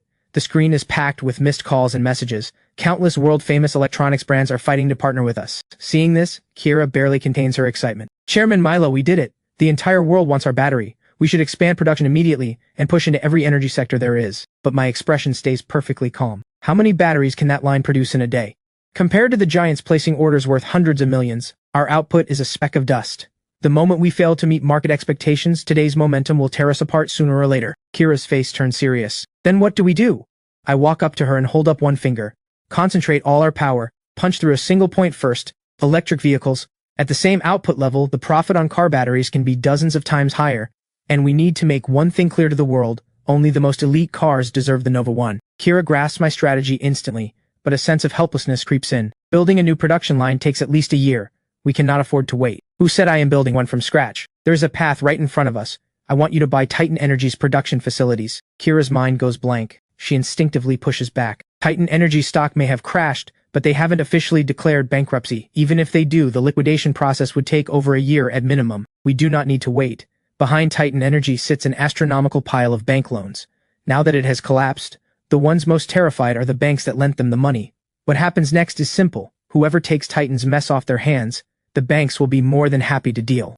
Hearing this, Kira's breathing quickens. I will contact the bank that gave Titan Energy the biggest loan right now. Without another moment of hesitation, she walks to the desk and starts pulling up the relevant data. Meanwhile, the Titan Energy chairman's office is in shambles. Shredded documents litter the floor. Desmond slumps on the sofa, lifeless. He still cannot figure out where that production equipment came from. Suddenly, the encrypted phone on his desk lets out a shrill ring. This is the direct line to Director Lee at the bank. Desmond hears the sound and his body jolts. He struggles to his feet and answers. A cold male voice comes through. President Desmond, your company's stock has experienced abnormal volatility. This has triggered the forced liquidation and collateral clauses. You are now required to immediately repay a total of $7.2 billion in loans. Titan Energy has no value left. Desmond goes ice cold from head to toe. He knows every word is true. But after a few seconds of silence, the voice continues. However, just 30 minutes ago, Novastar Technologies called. They are willing to acquire all of your assets in the South District Industrial Park, including facilities, equipment, and land usage rights. Desmond's vision goes black. A surge of humiliation and rage shatters his reason. He is dreaming. I would rather burn the whole factory to the ground than give it to him. His screams echo through the office, but the voice on the other end replies with icy calm. The South District Industrial Park is the core collateral asset. The bank has the right to dispose of it unilaterally. We are simply notifying you. Otherwise you will lose everything with no chance of recovery. The line goes dead. Desmond stands alone, staring into nothing. On the other side of town, in the Novastar office,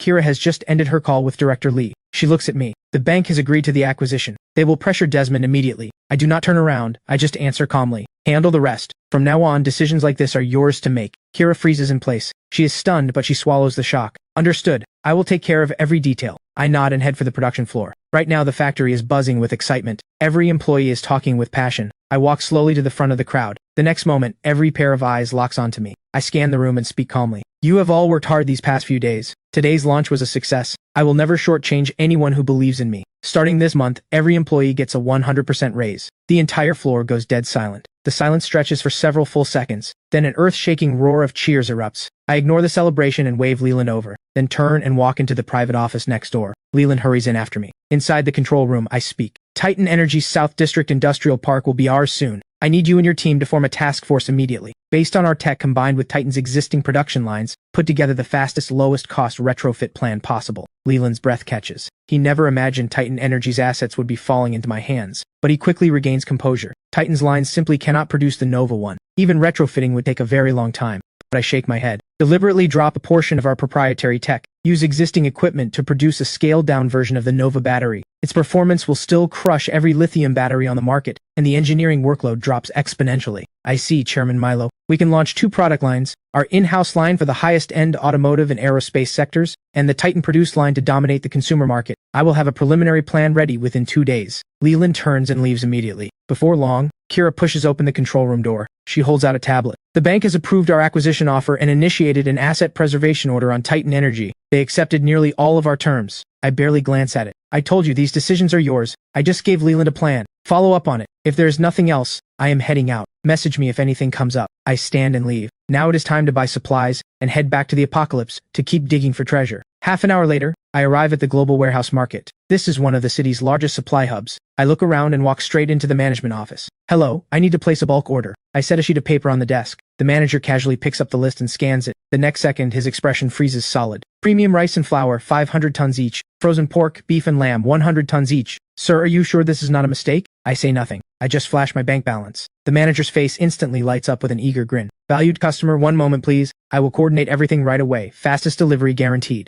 Over the next few hours, the entire market kicks into overdrive. Countless forklifts and workers are mobilized. Bag after bag of rice and fragrant frozen meat rolls out of the warehouses, loaded onto over a dozen massive container trucks. Under the guise of inspecting quality, I rent a temporary warehouse at the back of the market. Before long, fully loaded trucks roll in one after another. The goods on the list pile into mountains. Soon after, everything has arrived. I pay without blinking. The manager grows even more enthusiastic, promising maximum discounts on any future orders. Before long, I send everyone away. Then I stand before the mountain of rice bags and give a single wave. The next second, the entire supply mountain vanishes and reappears intact inside the dimensional vault. Silent and efficient. On top of all this, I also buy tons of cooking oil, salt and sugar, walls of canned goods, compressed biscuits and instant noodles, plus mountains of medicine and medical supplies. Beyond that, I order over 100 barrels of gasoline and diesel. With roughly a tenth of the vault still free, I immediately drive to the industrial hardware market and load up on every kind of industrial material, even a few CNC machines and 3D printing units. Only when the dimensional vault is stuffed to the brim do I drive back to the shop. The familiar weightlessness hits. The world warps and folds before my eyes. The next second, I am in the wasteland. I take a moment to adjust to the sensory shock of the shift. A moment later, I grab the radio.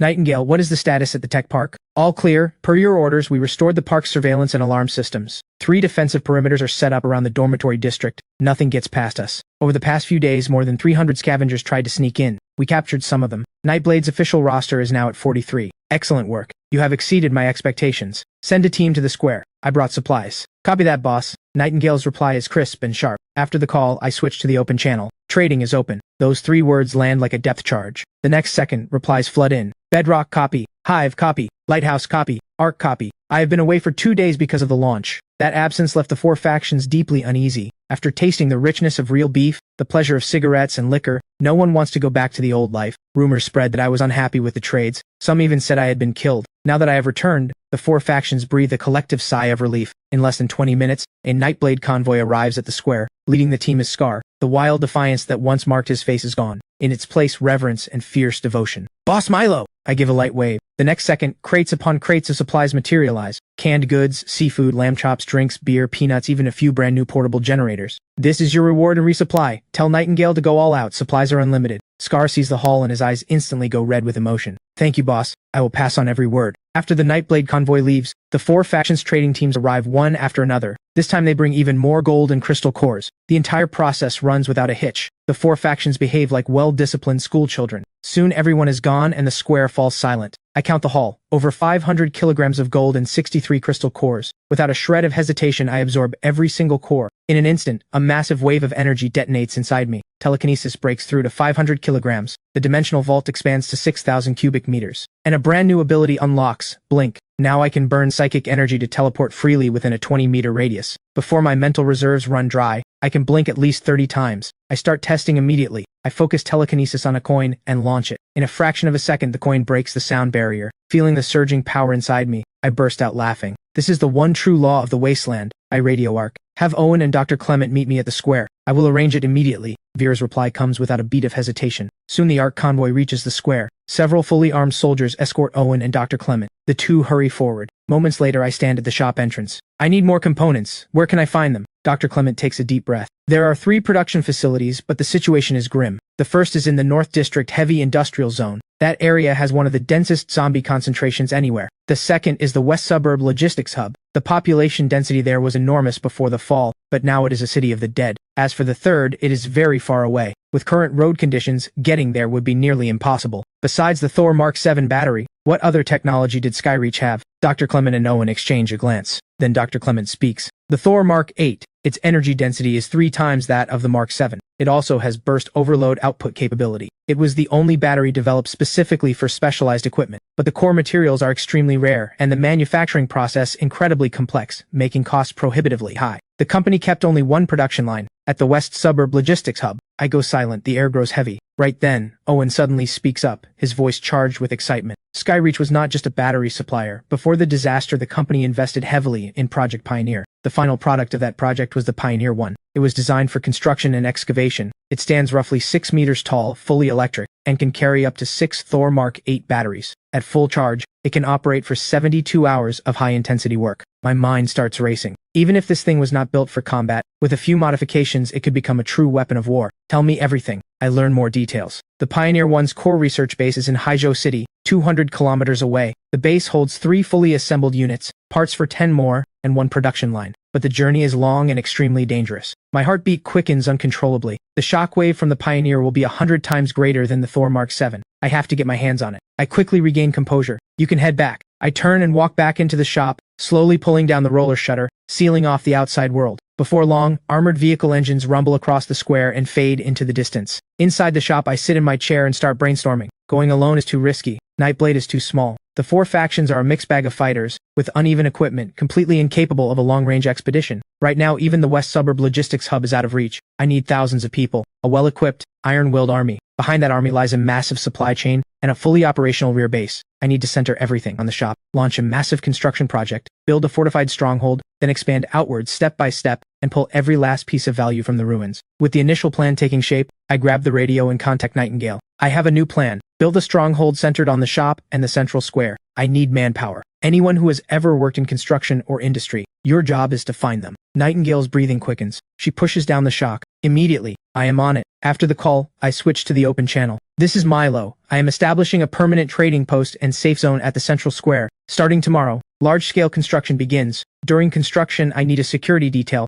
double the scale of the Skyreach Tech Park assault. Supplies will be settled daily. These words slam into the hearts of the 4 faction leaders like a sledgehammer. Shock and indignation churn inside them, but they have no second option. I have an endless supply of resources, and I am not the least bit worried about resistance from the factions. There are bigger things to do. I pull out a sheet of paper and start sketching on the back. The shop as the center point, the central square as the core zone. Step 1. The wall. A wall strong enough to hold against a full-scale zombie tide, even withstand a heavy-class mutant charge. Preliminary estimate, at least 10 meters tall, no less than 3 meters thick. The wall must be poured with reinforced concrete, with high-strength alloy steel plates embedded inside as the skeleton. This is without question a colossal undertaking. The materials needed are astronomical. Yet in my eyes, none of this is a problem. All I need is a big enough warehouse and a long enough shopping list. Dawn is just breaking. Outside the roller shutter, scavengers wait with burning anticipation. I step out of the shop and get straight to the point. I am hiring workers, 3 meals a day, all the meat you can eat. The crowd erupts. I offer no explanation. I just raise my hand and wave. The next second, several crates of canned luncheon meat appear out of thin air. I speak calmly. Spread the word. The square is recruiting workers to build a stronghold. Anyone interested, come register now. These cans are your payment for spreading the news. 1 per person. In 8 hours, construction officially begins. A man in the crowd steps forward, grabs a can, and turns toward the depths of the ruins. I am going to tell everyone. Seeing this, the rest snap to action. They scatter like wildfire to every corner of the city, spreading the word at top speed. Once the square empties, I radio Nightingale. Assemble your entire team. 8 hours from now, everyone at the square. Prepare to receive the first wave of construction workers and materials. I switch to the open channel. 8 hours from now, construction at the central square begins on schedule. I need all defensive units in position before we break ground. 8 hours from now, I pay the first day's wages. I cut the radio without waiting for replies. I pull down the shutter and trigger the shift. After the familiar weightlessness, I am back in the real world. Mountains of supplies need buying. So I immediately think of Mr. Tang. I pull out my phone and call Sylvia. I have an 800-kilogram shipment ready to move. I need to reach Mr. Tang immediately. Sylvia's voice trembles with shock. Soon Mr. Tang takes the phone. Mr. Milo, same price as last time? Works for me. But besides cash, I need a few other things. Cement and rebar, as much as you can get. Excavators, bulldozers, and other heavy construction equipment. Working condition is fine.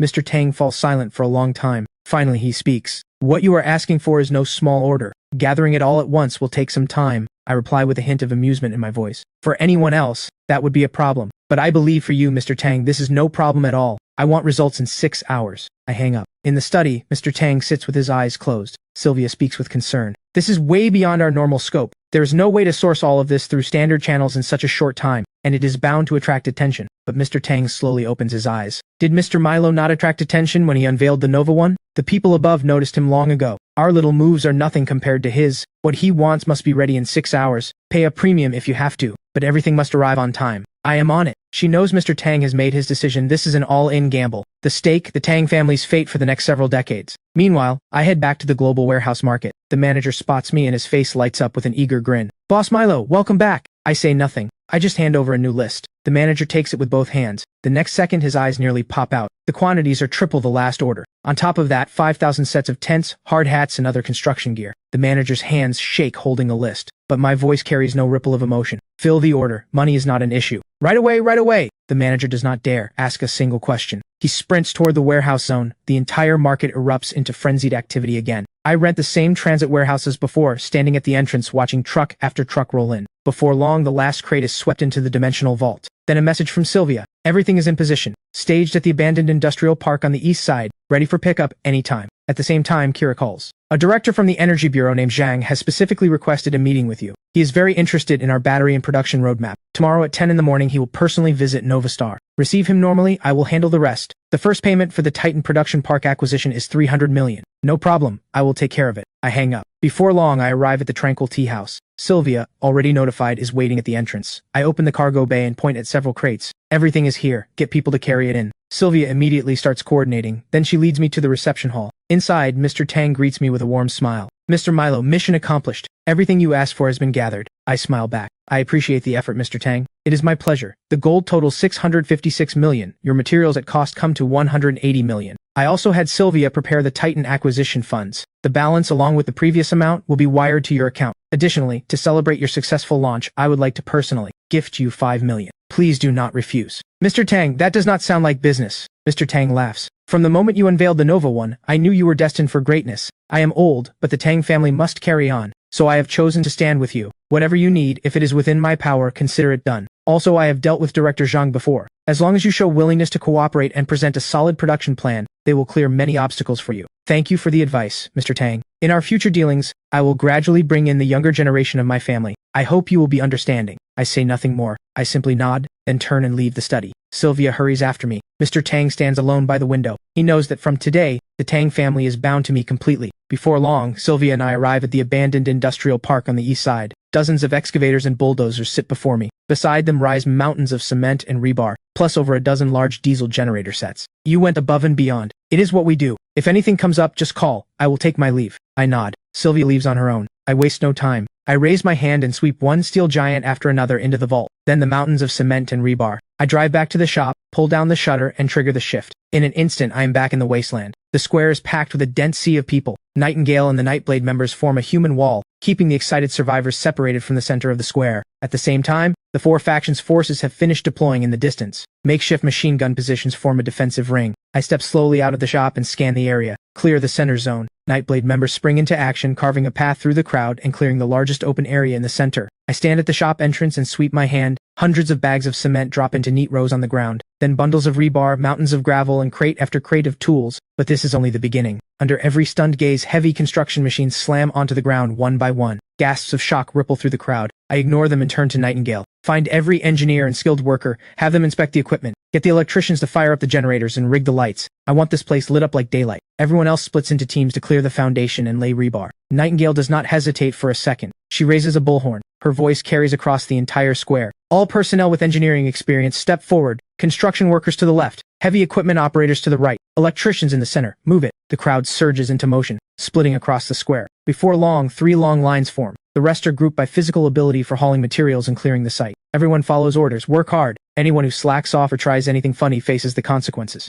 Nightingale snaps her fingers. The next second, flames erupt and melt a nearby steel pipe into liquid metal on the spot. Every survivor feels a chill run through them. They throw themselves into work without delay. Several electricians start checking fuel lines and wiring cables. Moments later, the diesel generators let out a deep roar. Then bulldozers and excavators fire up one after another. For the first time in ages, the symphony of industrial civilization echoes across the wasteland once more. Bulldozers start clearing vehicle wreckage and debris. Survivors strap on hard hats and gloves, prying up concrete with the most basic tools and hauling rubble. Over 1,000 people work the site at once. At the edge of the site, massive field kitchens are already set up. Before long, the aroma of meat stew drifts across the entire square. It becomes the most powerful motivation of all. Meanwhile, inside the ARC command room, the captain and Vera stand side by side, staring at the screen. The captain speaks, his voice heavy with gravity. He's not building a city. He's building a new order. The people inside create because they have hope. The soldiers outside fight to protect that hope. Night falls fast, but the central square blazes as bright as daylight. Sparks fly from rebar under cutting machines. Bulldozers shove broken concrete into deep trenches. Workers chant work songs as they lower foundation rebar into the ditches.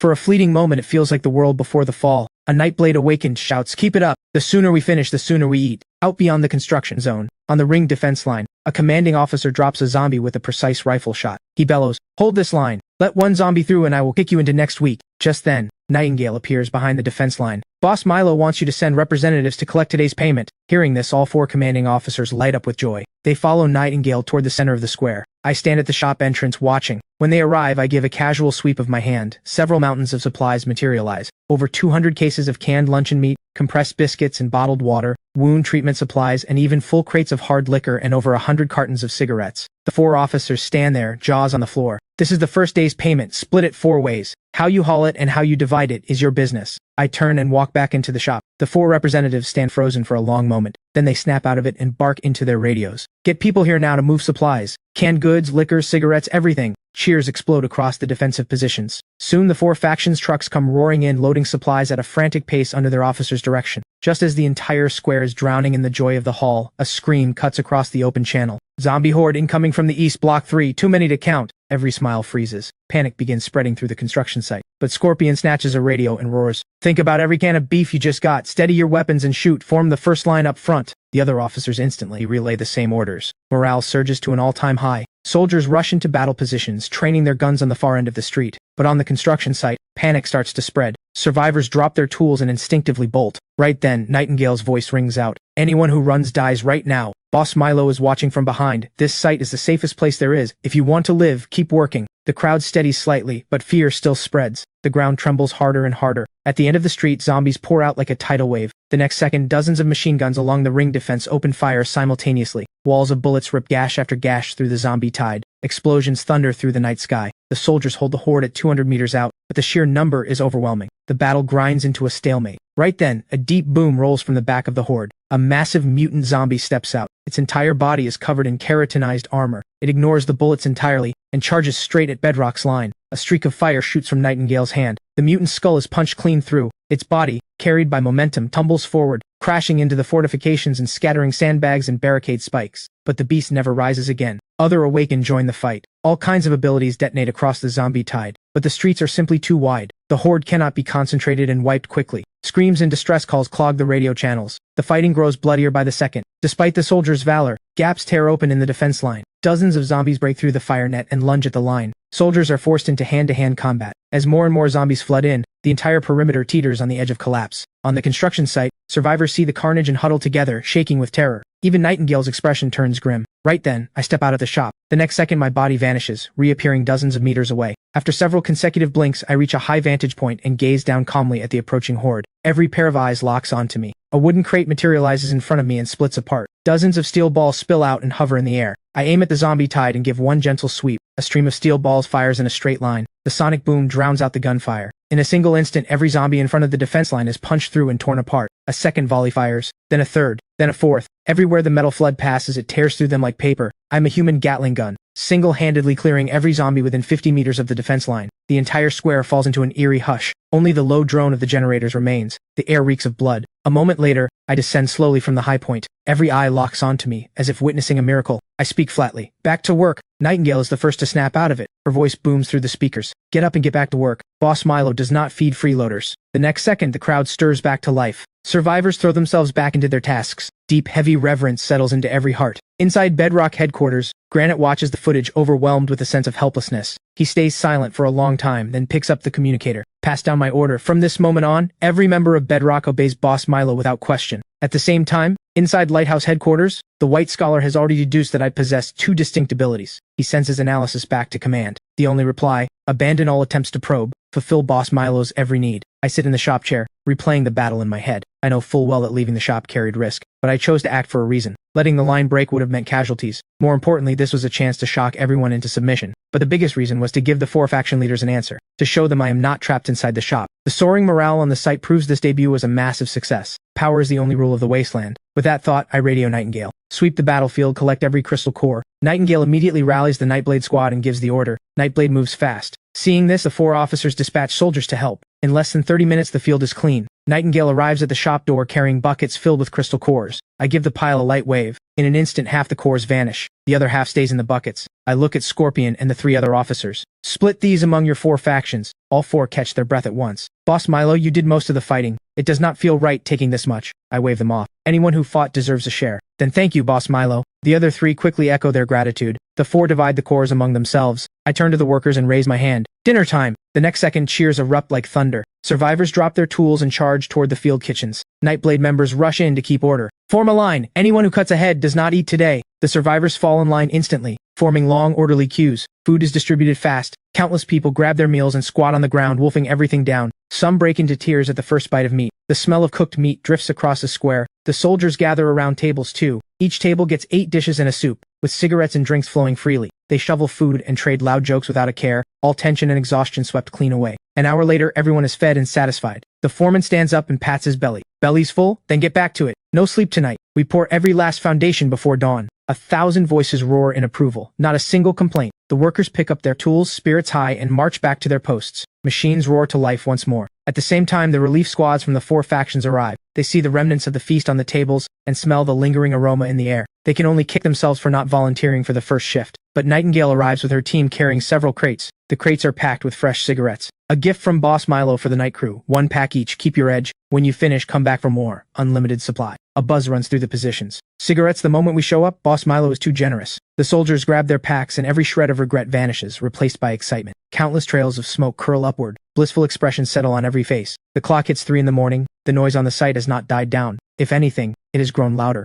Massive concrete mixers thunder to life. Moments later, gray concrete slurry flows through delivery pipes, poured precisely into the deep foundation pits. The foreman watches from the side, barely containing his excitement. Just then, a Nightblade member walks up to the foreman. Boss Milo wants to see you. The foreman freezes for a second, then jogs toward the shop. I am sitting in the chair by the entrance. He stops at the door, reverence in his voice. Boss Milo, you wanted to see me? I nod. No small talk. I hand over a blueprint. The foundation work is solid, but the wall design needs modifications. The foreman quickly takes the blueprint. Rows upon rows of densely marked openings cover the diagram. Before he can ask, I speak in an even tone. Build firing slits and internal passageways into the walls, battlements and watchtowers on top, pre-run cable ducts for cameras and searchlights. I want this wall to not only stop zombies but kill them. As for manpower and materials, that is not your concern. The foreman's breathing deepens. He recognizes instantly that this is a standard military-grade fortification. He raises his head. Determination burns in his eyes. I will get it done. He grabs the blueprint and sprints back to the site. The foreman gathers every key engineer and walks them through the new blueprint point by point. Soon the sky begins to lighten. The workers' eyes are bloodshot, yet not a trace of exhaustion shows on their faces. Only the thrill of a job being done. Every foundation is now poured. Engineers cluster around the blueprints, fabricating oddly shaped steel forms. These molds will be fixed between the rebar skeleton of the wall. Once the concrete is poured around them, standard firing slits and interior passageways will form automatically. The complexity of the build has jumped by orders of magnitude, yet no one complains. Every person knows this wall is their hope for survival. Before long, a crane hoists the first wall section into the air and lowers it precisely onto the foundation, locking seamlessly with the preset rebar. In this moment, the entire site erupts in thunderous cheering. Workers wave their tools in the air, even their bloodshot eyes glisten with tears. They stare at the fruit of their labor with raw emotion. Soldiers passing by during shift changes stop and stare in awe. They marvel at the transformation and the sheer strength of the wall. Just then, the smell of food drifts through the air again. Nightingale's voice calls out, "Everyone, come eat breakfast!" Tables are covered with food, steaming white rice porridge, and fresh meat buns straight from the steamer. The workers set down their tools and line up without being told. This time, no one wolfs the food down. They eat slowly, savoring each bite, as if the peaceful life before the fall has returned. I step out of the shop and call Nightingale to the door. I am leaving. 12 hours, roughly. While I am gone, you have full authority here. Construction does not stop. Coordinate the 4 factions' defense as well. Keep recruiting. Don't worry about headcount. As long as they pass screening, put them to work. Nightingale answers firmly. Yes, boss. I gaze at the bustling scene one last time, then turn back into the shop and trigger the shift. Half an hour after returning to the real world, I arrive at the Novastar Technologies building. Kira is already waiting at the entrance. Chairman Milo, Director Zhang and his team are upstairs in the conference room. I nod and follow Kira inside. Before long, I enter the conference room. A middle-aged man sits composed in a chair. This is Director Zhang from the Energy Bureau. A secretary stands behind him. Director Zhang rises when he sees me. Mr. Milo, impressive for someone so young. I extend my hand with a smile. Director Zhang, good to meet you. We take our seats. Kira begins presenting the company's development plan. Director Zhang listens intently. His secretary scribbles rapidly in a notebook. After about 15 minutes, Kira wraps up. Director Zhang speaks first. I have read the technical report, revolutionary to say the least, but I need to know, is the technology source reliable? Are future upgrades guaranteed? How quickly can production capacity be restored? Kira tenses up immediately, but my expression does not waver. The technology source is a trade secret. I cannot disclose it. What I can guarantee is that this technology is entirely under my personal control. There are zero patent disputes. Upgrades are already planned through the 5th generation. Production can resume within a month. The only thing that might slow us down is certain administrative approvals. A knowing curve appears at the corner of Director Zhang's mouth. You do not need to worry about approvals. However, I have a suggestion. I would like the state to invest in a new joint venture. Together we develop and produce the Nova series batteries. In return, you receive full-spectrum government policy support. Kira looks at me nervously. She understands exactly what this means. The government wants to absorb Nova Star and take the most critical technology. The next second I smile. Interesting proposal, but I think there has been a misunderstanding. I am not sitting here today to ask for help. I am offering the nation an opportunity to lead the energy revolution. As for cooperation, I can set up a new sales company dedicated to military and national strategic orders. Nova Star Technologies holds 90%. That is my bottom line. The temperature in the room plunges. Director Zhang's expression visibly darkens. Without government approval, can your batteries even leave this building? I lean back in my chair, completely relaxed. What do you think matters more, approval paperwork or freeing the nation from energy dependence for good? The 5th generation tech has 3 times the energy density of the Nova 1. It has already entered prototype testing. My technology can stay here, but it can just as easily go to any other country. A chill runs down Director Zhang's spine. If this technology leaves the country, the responsibility is more than he can bear. After a tense moment, Director Zhang shoots to his feet. Allow me to make a call. He pulls out his phone and steps out. 2 minutes later, he walks back in. He takes a deep breath. We agree to all of your terms. Not only that, the nation will provide you with every form of support, no upper limit. I slowly extend my hand. Then it is a pleasure doing business. Director Zhang sees this and immediately clasps my hand. The pleasure is ours.